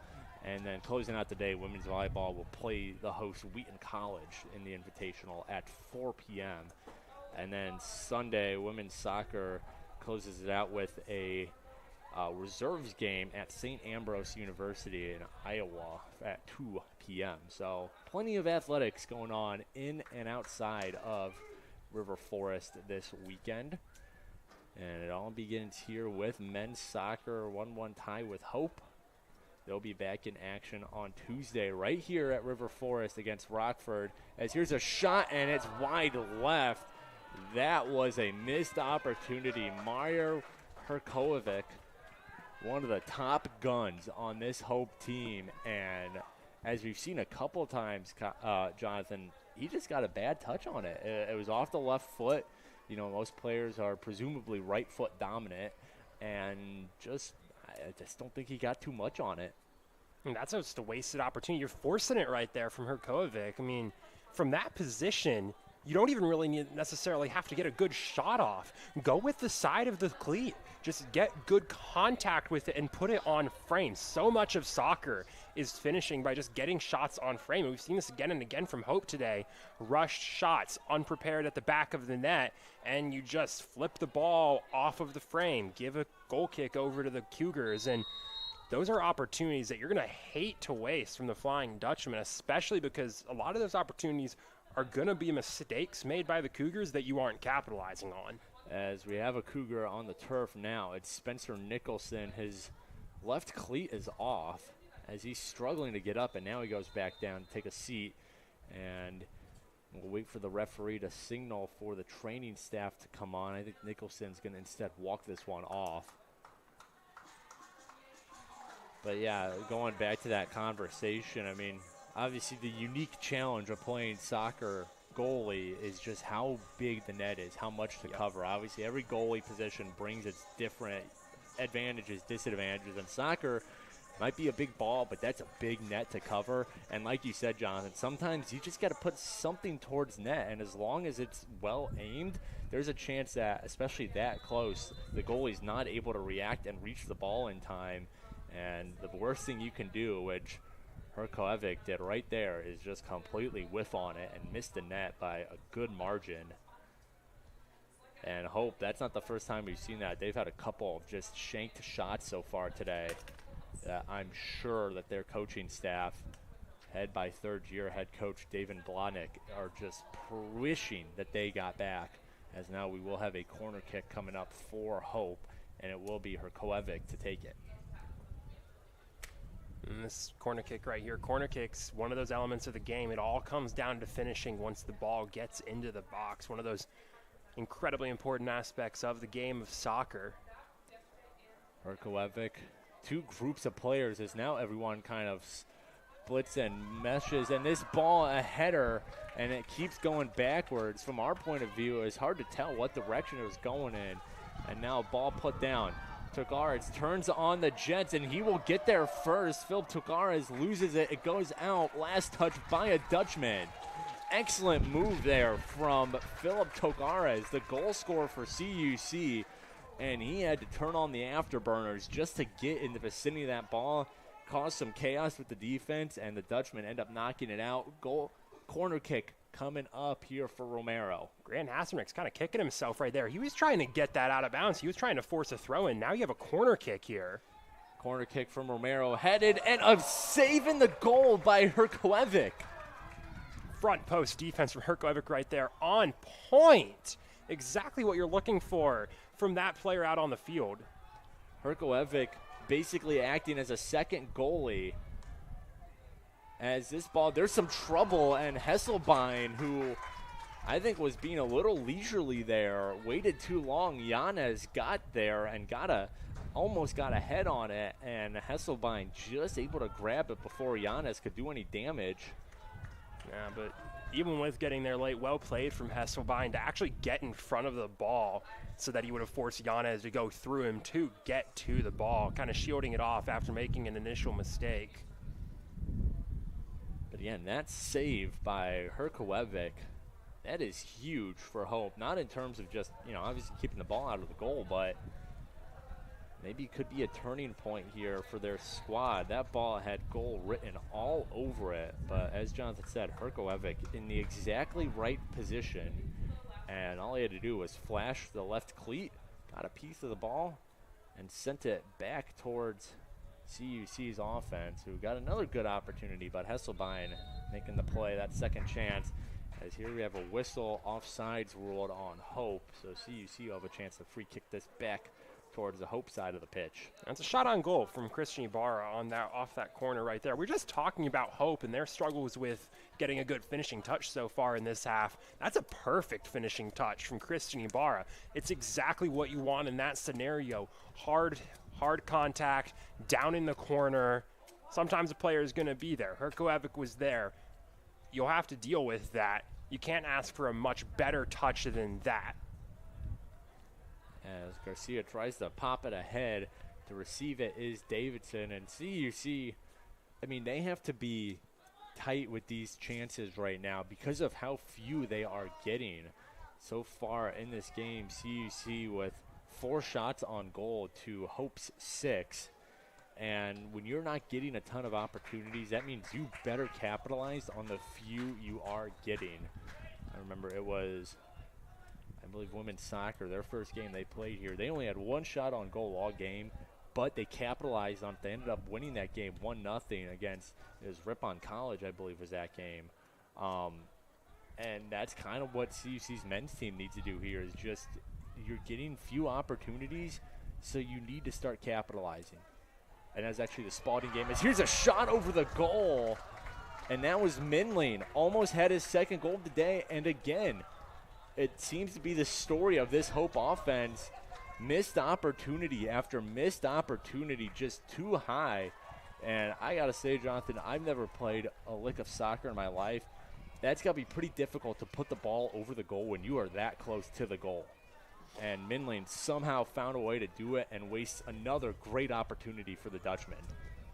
It's actually something you see more common than not, and it's because you see a lot of players, especially developing players, more inexperienced players like Jackson Mindling out there, who touched the ball the way he did, which is with the top of the cleat. Yeah. It's where you shoot the ball, so you get under it. You touch it with the laces. But in that scenario, you want to get that ball down, get a chest on it, get a knee on it, hit it with the side of the cleat, something, because that ball is going to rock it up if you get anything under it. And right there, he just got fully under it with his cleat and just played power over technique, and something that I'll take any day in a forward, most soccer coaches would take any day in a forward, is elite technique, elite placement over elite power. And here comes Herkovic. We can talk about that more as this ball up ahead, and Schultz makes the grab to ruin any chance. I kind of see what he was trying to do, because Schultz was, as he's been doing all day, really killing that angle. He was coming out, and for Minling, maybe trying to just pop it over Schultz's head, but at that point, you're better off trying to place it in a corner than you are trying to pop it over Kyle Schultz's head. Schultz, again, 5'11", but he can get up there vertically, so that would be a tall task to try and flip it over Schultz's head, especially that close to the goal. As here's a centering attempt from Herkovic, and it's knocked away by CUC. And to give credit to Jackson Mindling, it's an incredible run. That's exactly where you want to be on the field to even create that opportunity. And he's a freshman. He's only in his 6th game played. Those are the kind of things that you'll get better at with time. This is a team that hasn't even made it to conference play yet. So he'll figure that out. He'll get better at that. He'll learn how to make those touches, side of the foot, lighter touch. This is exactly why Hope is playing these games early on in the season. Pile up that non-conference schedule with stronger opponents, weaker opponents, just to get those players some experience. Jackson Mindling, especially like in his later years as a player at Hope, is going to be a force to be reckoned with. In these early stages of his college career, that's what these games are for. Get him that experience to learn what works and what doesn't. And that one will work for Hope. As CUC, you can see some arms up in the air, as Schultz is down. He is still down. That's the back post. As we can see the replay here on our screen.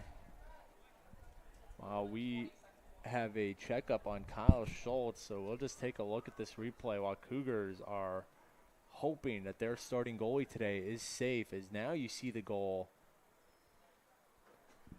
It's kind of hard to tell from how far away we are, how far the camera is, just what exactly happened that close to the goal. As Schultz will get up, and to the applause of the crowd, the goal will stand for Hope. Yeah, and as to how the ball got there, the Cougars' defense on the front part of the box just broke down. The ball got through multiple Cougars and multiple Flying Dutchmen, just trickled through to the backside of the net, right where Seth Walters is lying in wait, picking up the garbage, exactly what Walters is there to do. So the Cougars' defense, that's right there showing how important it is to get that first contact on the ball, especially on defense.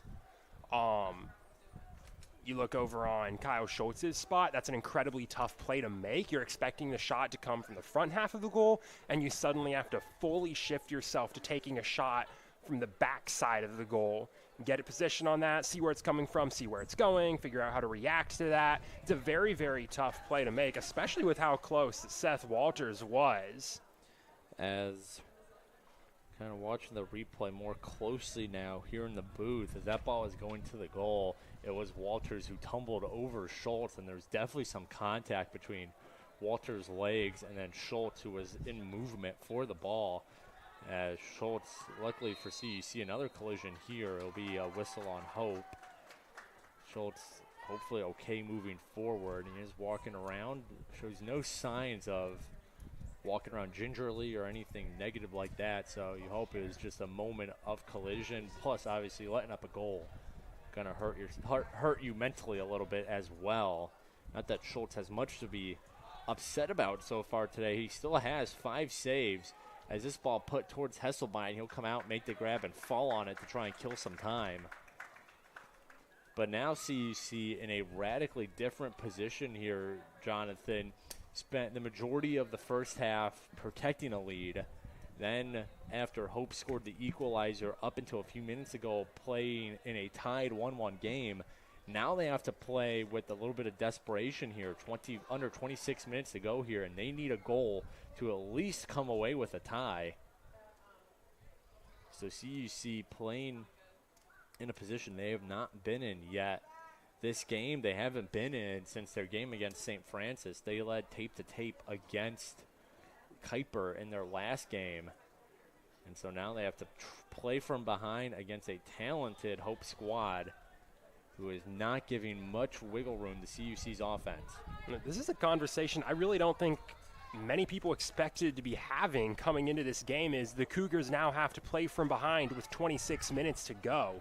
This game was heavily in Hope's favor coming into this game. They're the better squad. They'll be able to control the pace of play, and they have, but the Cougars have kept themselves in this game, and they're still keeping themselves in this game. As Tokares loses control of it, it'll go out the back of the pitch, so goal kick coming up here for Hesselbein. And again, at this point, obviously a win is still very much in the realm of possibility for CUC. You still have 24-42 left to go in the game, but this is still, unless the wheels really come off here at the end of the game, this has been a great game for CUC that they're able to hang in with a team of Hope's caliber, a team in Hope who has beaten top 25 teams in the nation. They beat the number 3 team in the nation just last year against the University of Chicago. So this is a Hope team who has some really big wins under their belts. And if CUC can say, hey, we gave them a scare, we gave them a game, a complete game, that's going to be confidence boosting, win or loss, coming out of this game and going into conference play. But of course, you know, Coach Callahan, with how competitive he is and what he thinks the squad can do and what they can do, he knows that, hey, we still got 24 minutes. This game is nowhere near out of hands yet. I think we're going to see CUC get more aggressive in these last 25 minutes. You're out of conference play. You're seeing what works. Why not get aggressive? Why not start to throw more stuff on the offensive side of the field? You have nothing to protect anymore. Obviously, you don't want to give up any more goals, but you're now behind. The only way is up, a draw or a win. So get more aggressive. Throw more people on the attacking side of the field. See what works against this Hope team. This Hope team thrives on placing high attacking pressure. See how that goes against them. The CUC, they'll move it, working towards the far corner. Fancy footwork here from CUC, and now a big trip and no whistle. Could have been a good opportunity for a penalty kick. Instead, the referees say it was a clean play. CUC will get a corner kick out of it. Yeah, that's a textbook slide tackle right there from Caden Shenlow. Get down, clear contact with the ball. Don't make contact with the player until it's secondary. A second later, as Togar's shot towards the top of the box goes wide left. So a goal kick for Hesselbein. Yeah, Takara's right there, just too much under that one. He got power on it, and that's important, especially with that many players in the box, but way too much up under it. Not on frame, and that's a shot you really would like to have on frame, especially from an opening at the top of the box. And now we have a whistle, and it will be on Hope. Free kick coming up here for CUC. They'll let Garcia take it. He gets his team going immediately. Here's Lehovitz. As we have crossed the halfway mark of this final 45, and whistle blows offside on CUC. We really saw that bite the Cougars towards the beginning of last game against Kuiper, and they've been pretty good about avoiding it so far today. In fact, they have avoided it. No offsides yet called. They'll get pinned with their first one there. As Hope now, obviously they would like more goals, but they are perfectly content to just try and kill some time here as Garcia pops this one up, working towards the near sideline. Tokares won't be able to keep it in, so a throw-in coming up here for Herkoevics. Excuse me, he's going to drop it and leave it off for Morrison, who works it back.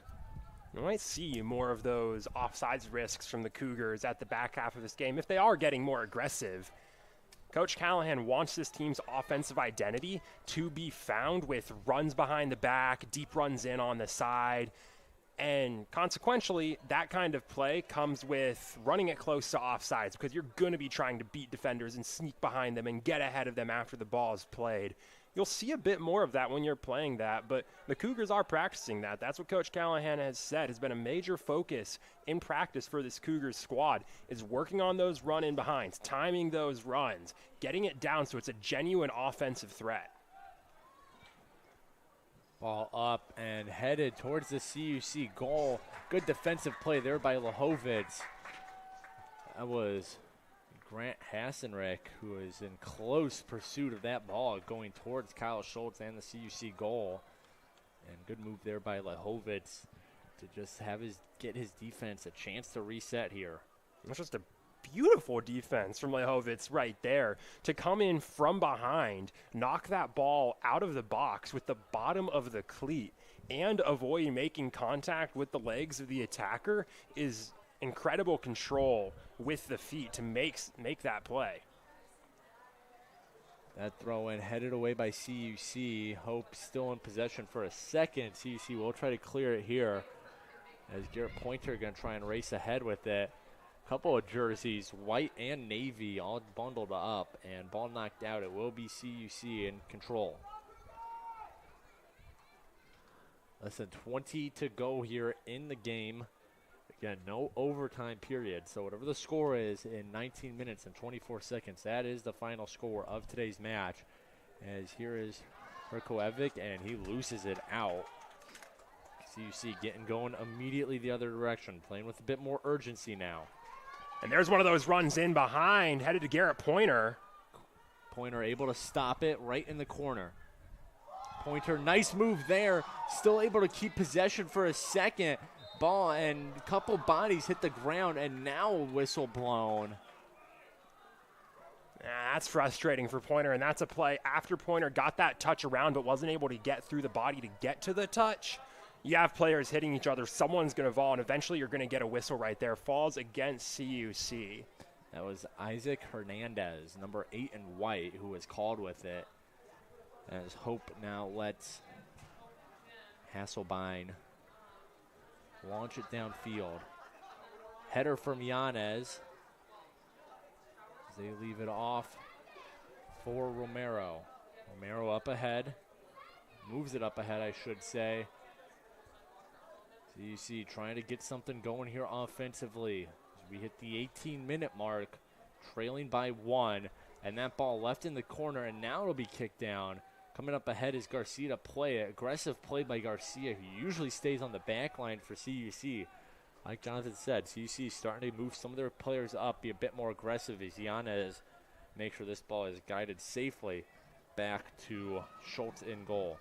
But in response to CUC getting more aggressive, the Flying Dutchmen have actually shifted to a more defensive-minded formation for the majority of this game, especially early on.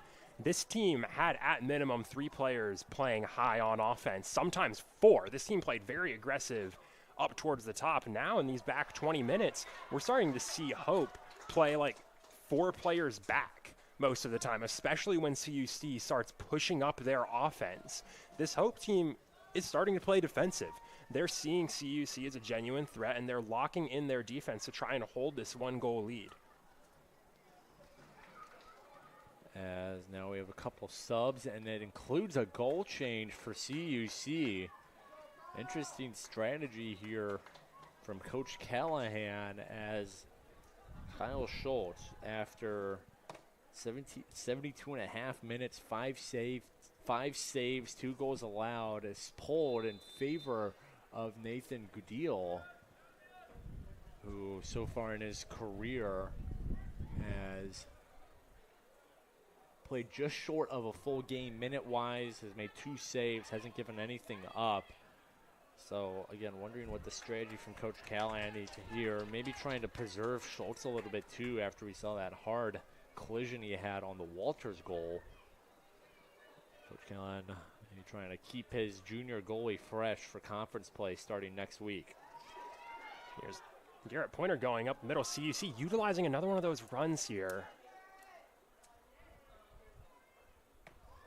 And ball in the far that corner. Should be a foul. That's going to go to a corner, but that was a bit of an excessive shield on the backside right there from Hope. You had some jersey grabbing going on, but this is still a good opportunity for CUC. Actually, since Hope scored their second goal, most of this game's been played on Hope's defensive third.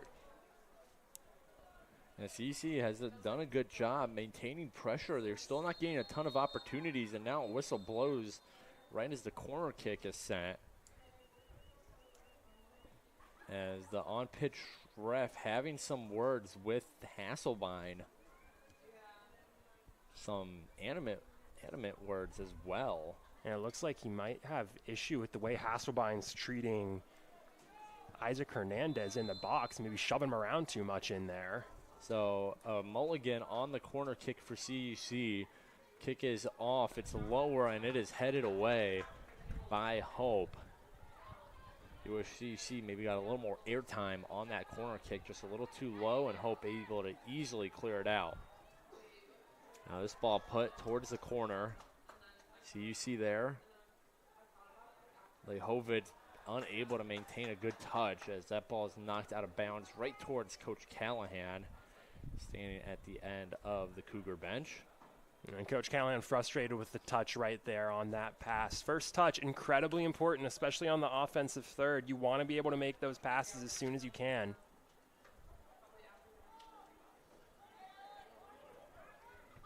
Cougars trying to rush us up ahead, and they might have a body here in Romero.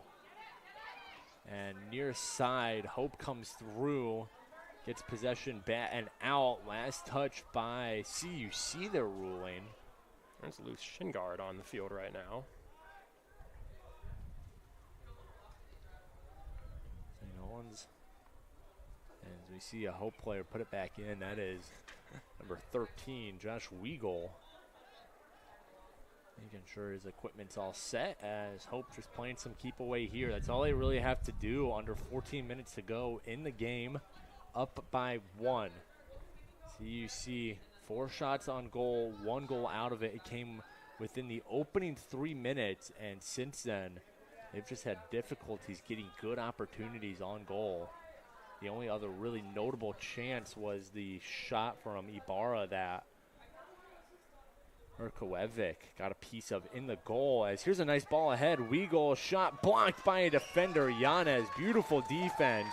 It will result in a corner kick, but nice move there by Julian Yanez to keep that away from Goodell in goal. This is a great slide into a block from Yanez right there, just throwing the body in front of it. Two-pronged defense right there from the Cougars. Get one player coming in from behind to put the pressure on, Yanez in front to block the touch. Corner kick coming up here for Hope. A couple of CUC subs ready to go, but they will not have an opportunity here, I believe.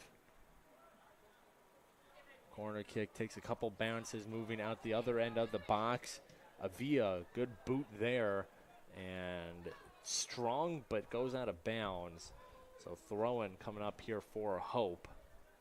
And it'll be Evan Morrison to do the honors. Well, that's a generous placement in favor of the Cougars on that kick. It looked to me like that went out of bounds further around the 35-yard line of the football field on the Cougars' side, but CUC won't complain, and they'll take possession back really quickly here. As they move it up ahead, far sideline for CUC. Ball moved back towards the middle of the pitch. That was Coverman dealing with it, the freshman out of Carroll Stream. The CUC back on the far sideline. Lehovitz puts it towards the box, bouncing ball, and Hesselbein comes in to make the snag. Kind of a loose ball right in front of Hesselbein, and the senior goalkeeper eventually having to come out to shut down any dirty rebound CUC might have tried to chip in. A scary moment for Hope right there, and they're starting to play a little sloppier on the defensive end we've seen these last 10 minutes. As Minling, meanwhile, works the ball into the near corner, and Yanez picks it off. Yanez still working on Minling. Minling will knock it out now, and last touch on CUC. So a deep throw in here for Hope, as jogging to the ball is Pauly. I emphasize jogging because he's going to try and kill some more time here. We have less than 11 to go in the match. Pauly backs up for a good throw-in opportunity. Throw-in towards the box. Couple headers and saved there by Goodil. I don't know if he even saw it. He got a chest on it, and now the ball will leave play. Last touch by CUC again, but Goodil immediately, that ball ended up in his chest, able to keep it out. Again, I don't know if he even really saw it, though. And it doesn't even really matter if he saw it, but he placed himself in the most likely spot where the ball would go. And now a whistle blows, so any chance Hope would have in the box is quickly wasted. Nathan Goodil in his first save of the day. And now another whistle. And you'll get a mulligan on that one. Riker Corstrange going down, getting himself subbed off. Looks to have tweaked something on his right leg as he limps off the field. So it'll be a late substitution here for Hope. As back into the game looks to be Thomas DeVries. 10:09 remains in the game. Yeah, no overtime. So CUC, they either score the equalizer and hope to come away with a tie, or if they can turn it on here, they need 2 goals in the last 10 minutes to come away with a big win over Hope. Here is DeVries. Shot here from Corstrange, way too high, as that'll go out the back of the pitch.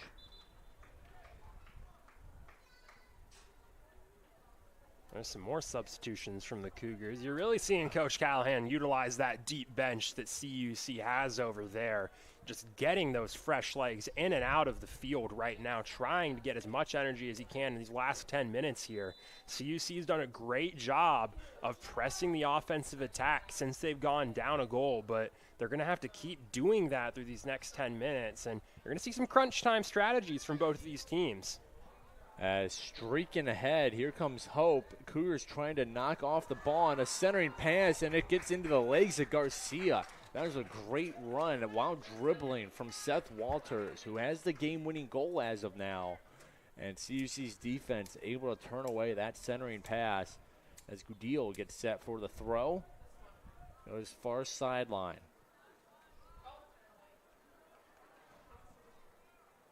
Juan Moresco handles the ball. As they work it back, Garcia now, a strong kick down. Header there.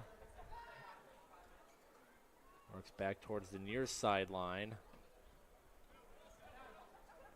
As Yanez handles it, dribbles it away from DeVries and works it back to Goodil. DeVries placing some heavy pressure on CUC right now. An offensive advantage CUC had for about 10 minutes, starting to slip away right here, and it's not when you want that advantage to slip away. Some fancy footwork. Centering attempt is quickly grabbed and cleared out by Pauly. Great run to cross, but just not enough power on it.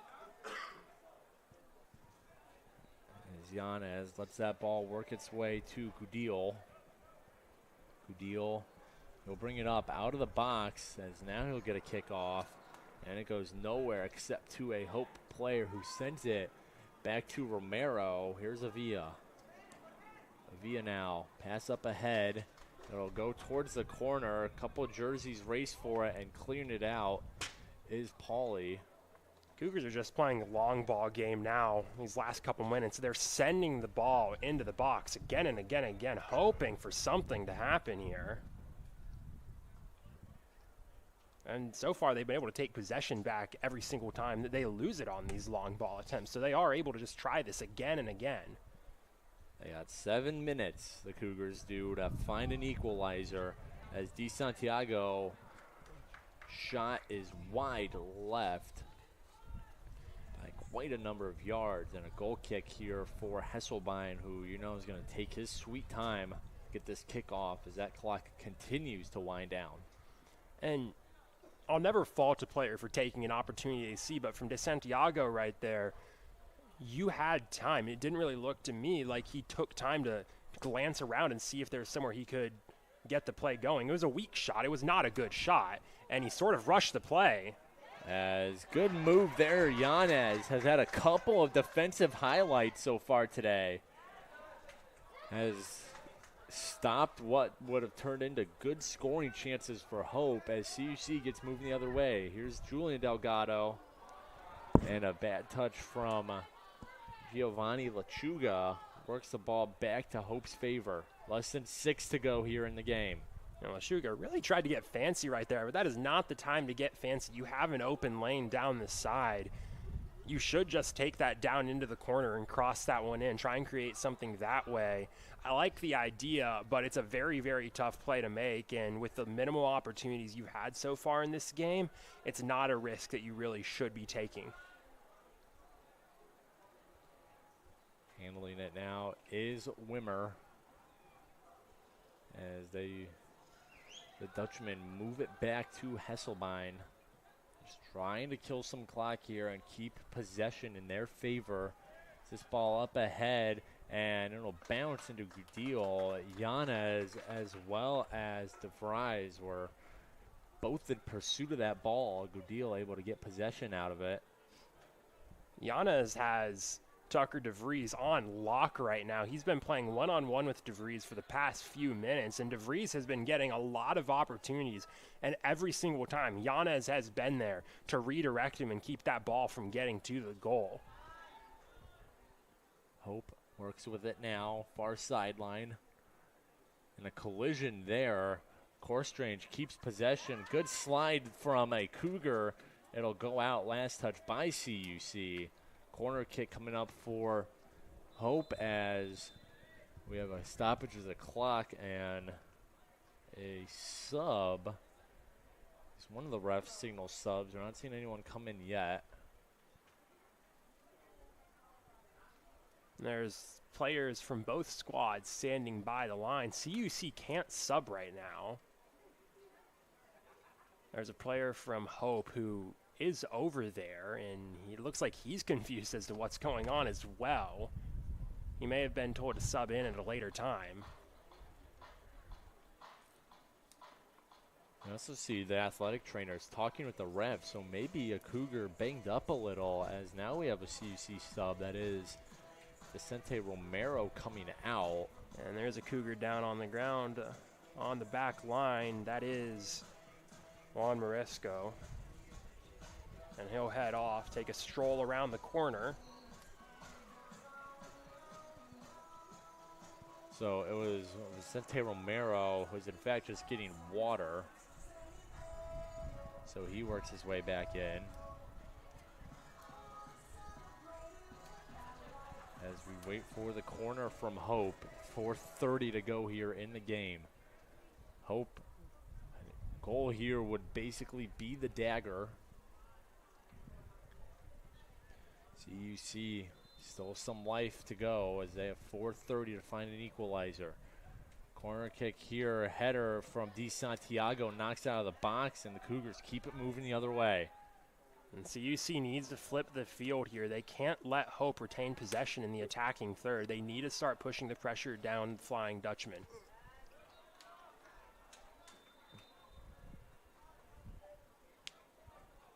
Offsides called on the Dutchman, so free kick here for DeSantiago. We are hitting the 4-minute mark now as that kick sideline to sideline lands at Avia's feet. Avia back to Yanez. Less than 4 to go. DeSantiago, CUC doesn't have too much time to waste in the back pitch right now as DeSantiago finally will get this going the other way. Headed back, another ball kicked up, last touch ruled on CUC. There's some great defensive touches right there from Hope, taking possession, sending it downfield, forcing CUC to try and make a desperate attempt to save it, keep it on the offensive half, and you deflect it out of bounds. Throw in right in front of the sub table, as we do have a stoppage of the clock. Again, referees are more willing to stop the clock in a tight game like this than the usual running clock. And here's the throw in. So you see a header there. Corverman unable to clean up the rebound off the header. This ball put towards the corner, racing for it and unable to save it was number 12, Micah Wieland. So goal kick coming up for Gudil. Gudil to Santiago, emphasizing possession here. Santiago will rush it up the far sideline. Kick ahead now. Kicked right back by Hope. And 3 minutes ago, you need to play tempo, but you need to play controlled. You can't make sloppy plays like that. If you're going to make a long pass, you've got to make it stick. Here's DeVry trying to dribble through some players. He falls over. Hope wanting a penalty kick out of it. No such luck. Gudil now with the ball. He knows he's got to get his team moving and quick. Here's Avia. Avia now knocked by Corstrange. Avia, good play there to keep it a 50-50 ball at the least as Romero to the far sideline. The Cougars are trying to play short passes right now, but they're not able to get them to stick, really. Here's Moresco. To Corverman, try to find Pointer. Nothing's there as coming back a bit to maintain possession is Lechuga. So you see trying to break into the zone. This ball put towards the corner. Can the Cougars save it? They cannot. And that will result in a goal kick for Hesselbein as we hear the 2-minute warning over the PA system. And not only do you not save it, you deflect it out the back line instead of just letting it roll out the side, which it may have. Don't have the best angle here, but this is a great clock-killing opportunity for Hope. Ball put up, and DeSantiago coming over the back of Corstrange. No whistle as Hope maintains possession of the ball. They knock it down, and it will keep on rolling. Gudil will clean it up. Would have been a goal kick anyway, so Gudil just trying to quicken up the process as CUC has less than 90 seconds to find an equalizer. Time to empty the gas tank and put everything they got out there because they have now less than 1:10 to find an equalizer and at least walk away with a tie. A long ball on the ground is not the play right there, especially into traffic. As a shot here from Corstrange, saved by Gudil. I believe it was wide right, but Gudil, again, trying to hasten the process here as a long kick from him is going to keep on bouncing and it'll be headed out. So a deep throw in here for CUC. Cole Pauly, smart play because it'll waste some time on the throw in. As here's Pointer, Pauly will kick it out, and here's a corner kick. CUC, as we hit the 30-second mark, has a corner kick. And you're probably going to get 2 opportunities here from the Cougars. As they are bringing everyone, Gudil is up as well. Only one Cougar remains back to play some security as CUC switching up the corner kicker. Here's Romero. So they're content with one final attacking opportunity here. Romero towards the box, a header wide right. And that might do it. It will be another corner kick. They got to go here. 4 seconds remain. Cougars got to get it off. They do. Romero towards the goal. Another header, and that'll do it. Chaos in the final 10 seconds of play, and it results in a Hope 2-1 victory, hanging on by the skin of their teeth. And they will pick up another win on their season. They improved to 5-1, while CUC, a heck of an effort. They fought a 1-3 to wrap up non-conference play. But what an effort from these CUC Cougars going up against a Hope team who has been, a great team the past few seasons. And CUC gave that Dutchman squad everything they had, just came up 1 goal short. This is a great kind of frustration to have for the Cougars. You never want to lose a game, but it's been a minute since this Cougars soccer team has been frustrated because you came this close to beating a very good team. This isn't a big loss. This is a game that feels like it was winnable, which is something that coming into this game you would not have expected from either squad's position. On Hope's end, you're going to be walking out of this game feeling a bit disappointed in yourself because you did not live up to the expectations that you kind of had coming into this game. On the Cougars' end, a lot of things went right for CUC this game. Great offensive presence, especially in the back half of the second half. A defense that was able to hold up to a very, very strong Flying Dutchman attack. This is a very different kind of feel for a Cougars soccer team. This is a different kind of loss that you have coming out of this program. There are different kinds of losses, and this is a loss you would much rather have from a soccer team than the kinds of losses we've seen in the Cougars soccer program in the past year or so. Yeah, you hope this is just fuel to the fire for CUC of, hey guys, we got a taste of it. We got a taste of greatness, of beating a historically good team like Hope, who has been, beating top 25 teams left and right the last season plus, and it come up just short. This is a great sign of things to come, especially considering this Hope team beat a NAC squad 5-0 last game. For CUC to say, hey, we fared better than them than honestly almost any team has this whole season. I mean, you look at their scores, they beat Lake Forest 2-1. Other than that, they beat a team 7-0. They lost 2-1 to number 15 overall Ohio Northern. They beat number 23 Ohio Wesleyan 2-1. Then they beat Benny 5-0. So this is a team who has been dominant against non-ranked opponents, non-nationally ranked opponents. And CUC came in to Concordia Stadium Day and gave them a fight. That's a really positive note to build on for Coach Callahan and his squad moving into conference play. But let's look at some of the final statistics from today's game. In terms of team stats, Hope outshooting Cougars 16-11. Shots on goal 8-5 in favor of Hope. Saves, the Cougars pulling off 7-5 for Kyle Schultz. He led up those 2 goals. And then Nathan Gudil coming away with 2. Hope, they get 4 saves out of Daniel Hesselbein. He gave up just the 1 goal. Fouls, Hope out-fouling CUC 8-7. Corners, Hope 7-5 advantage. And then Hope 3 offsides to the Cougars' lone offsides call. Goals today for CUC came up from Philip Tokars in the opening 3 minutes of this game. He was assisted by Christian Ibarra. Meanwhile, for Hope, they found an equalizer from Jackson Minling, and then Seth Walters, the game-winning goal here in the second half. Assists, both coming from Cole Pauly, 2 assists day for number 5 in Navy. But that'll do it for today's broadcast. CUC not able to find the equalizer late, falls to Hope College 2-1. They open conference play this Tuesday, September 17th, against Rockford University right here in River Forest. So come on down to CUC if you are in the area and see the Cougars open up the NAC schedule on Tuesday. That'll be the next time they're in action. That is a 2 p.m. game. Coverage can, of course, be found on our website, cucougars.com. But that'll do it for this broadcast. I want to say thanks to everybody making it possible.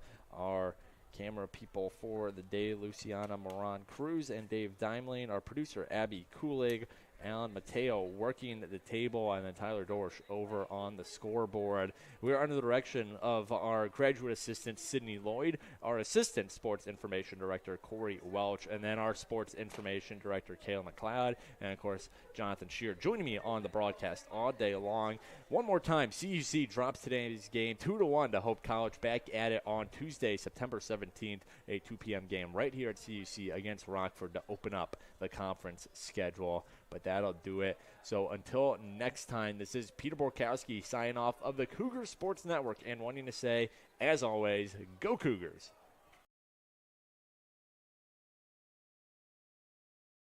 So much for tuning in to today's Concordia University Chicago Cougars Athletics broadcast. We hope to see you on campus very soon. If you would like to learn more about what Concordia Chicago has to offer, go to cuchicago.edu.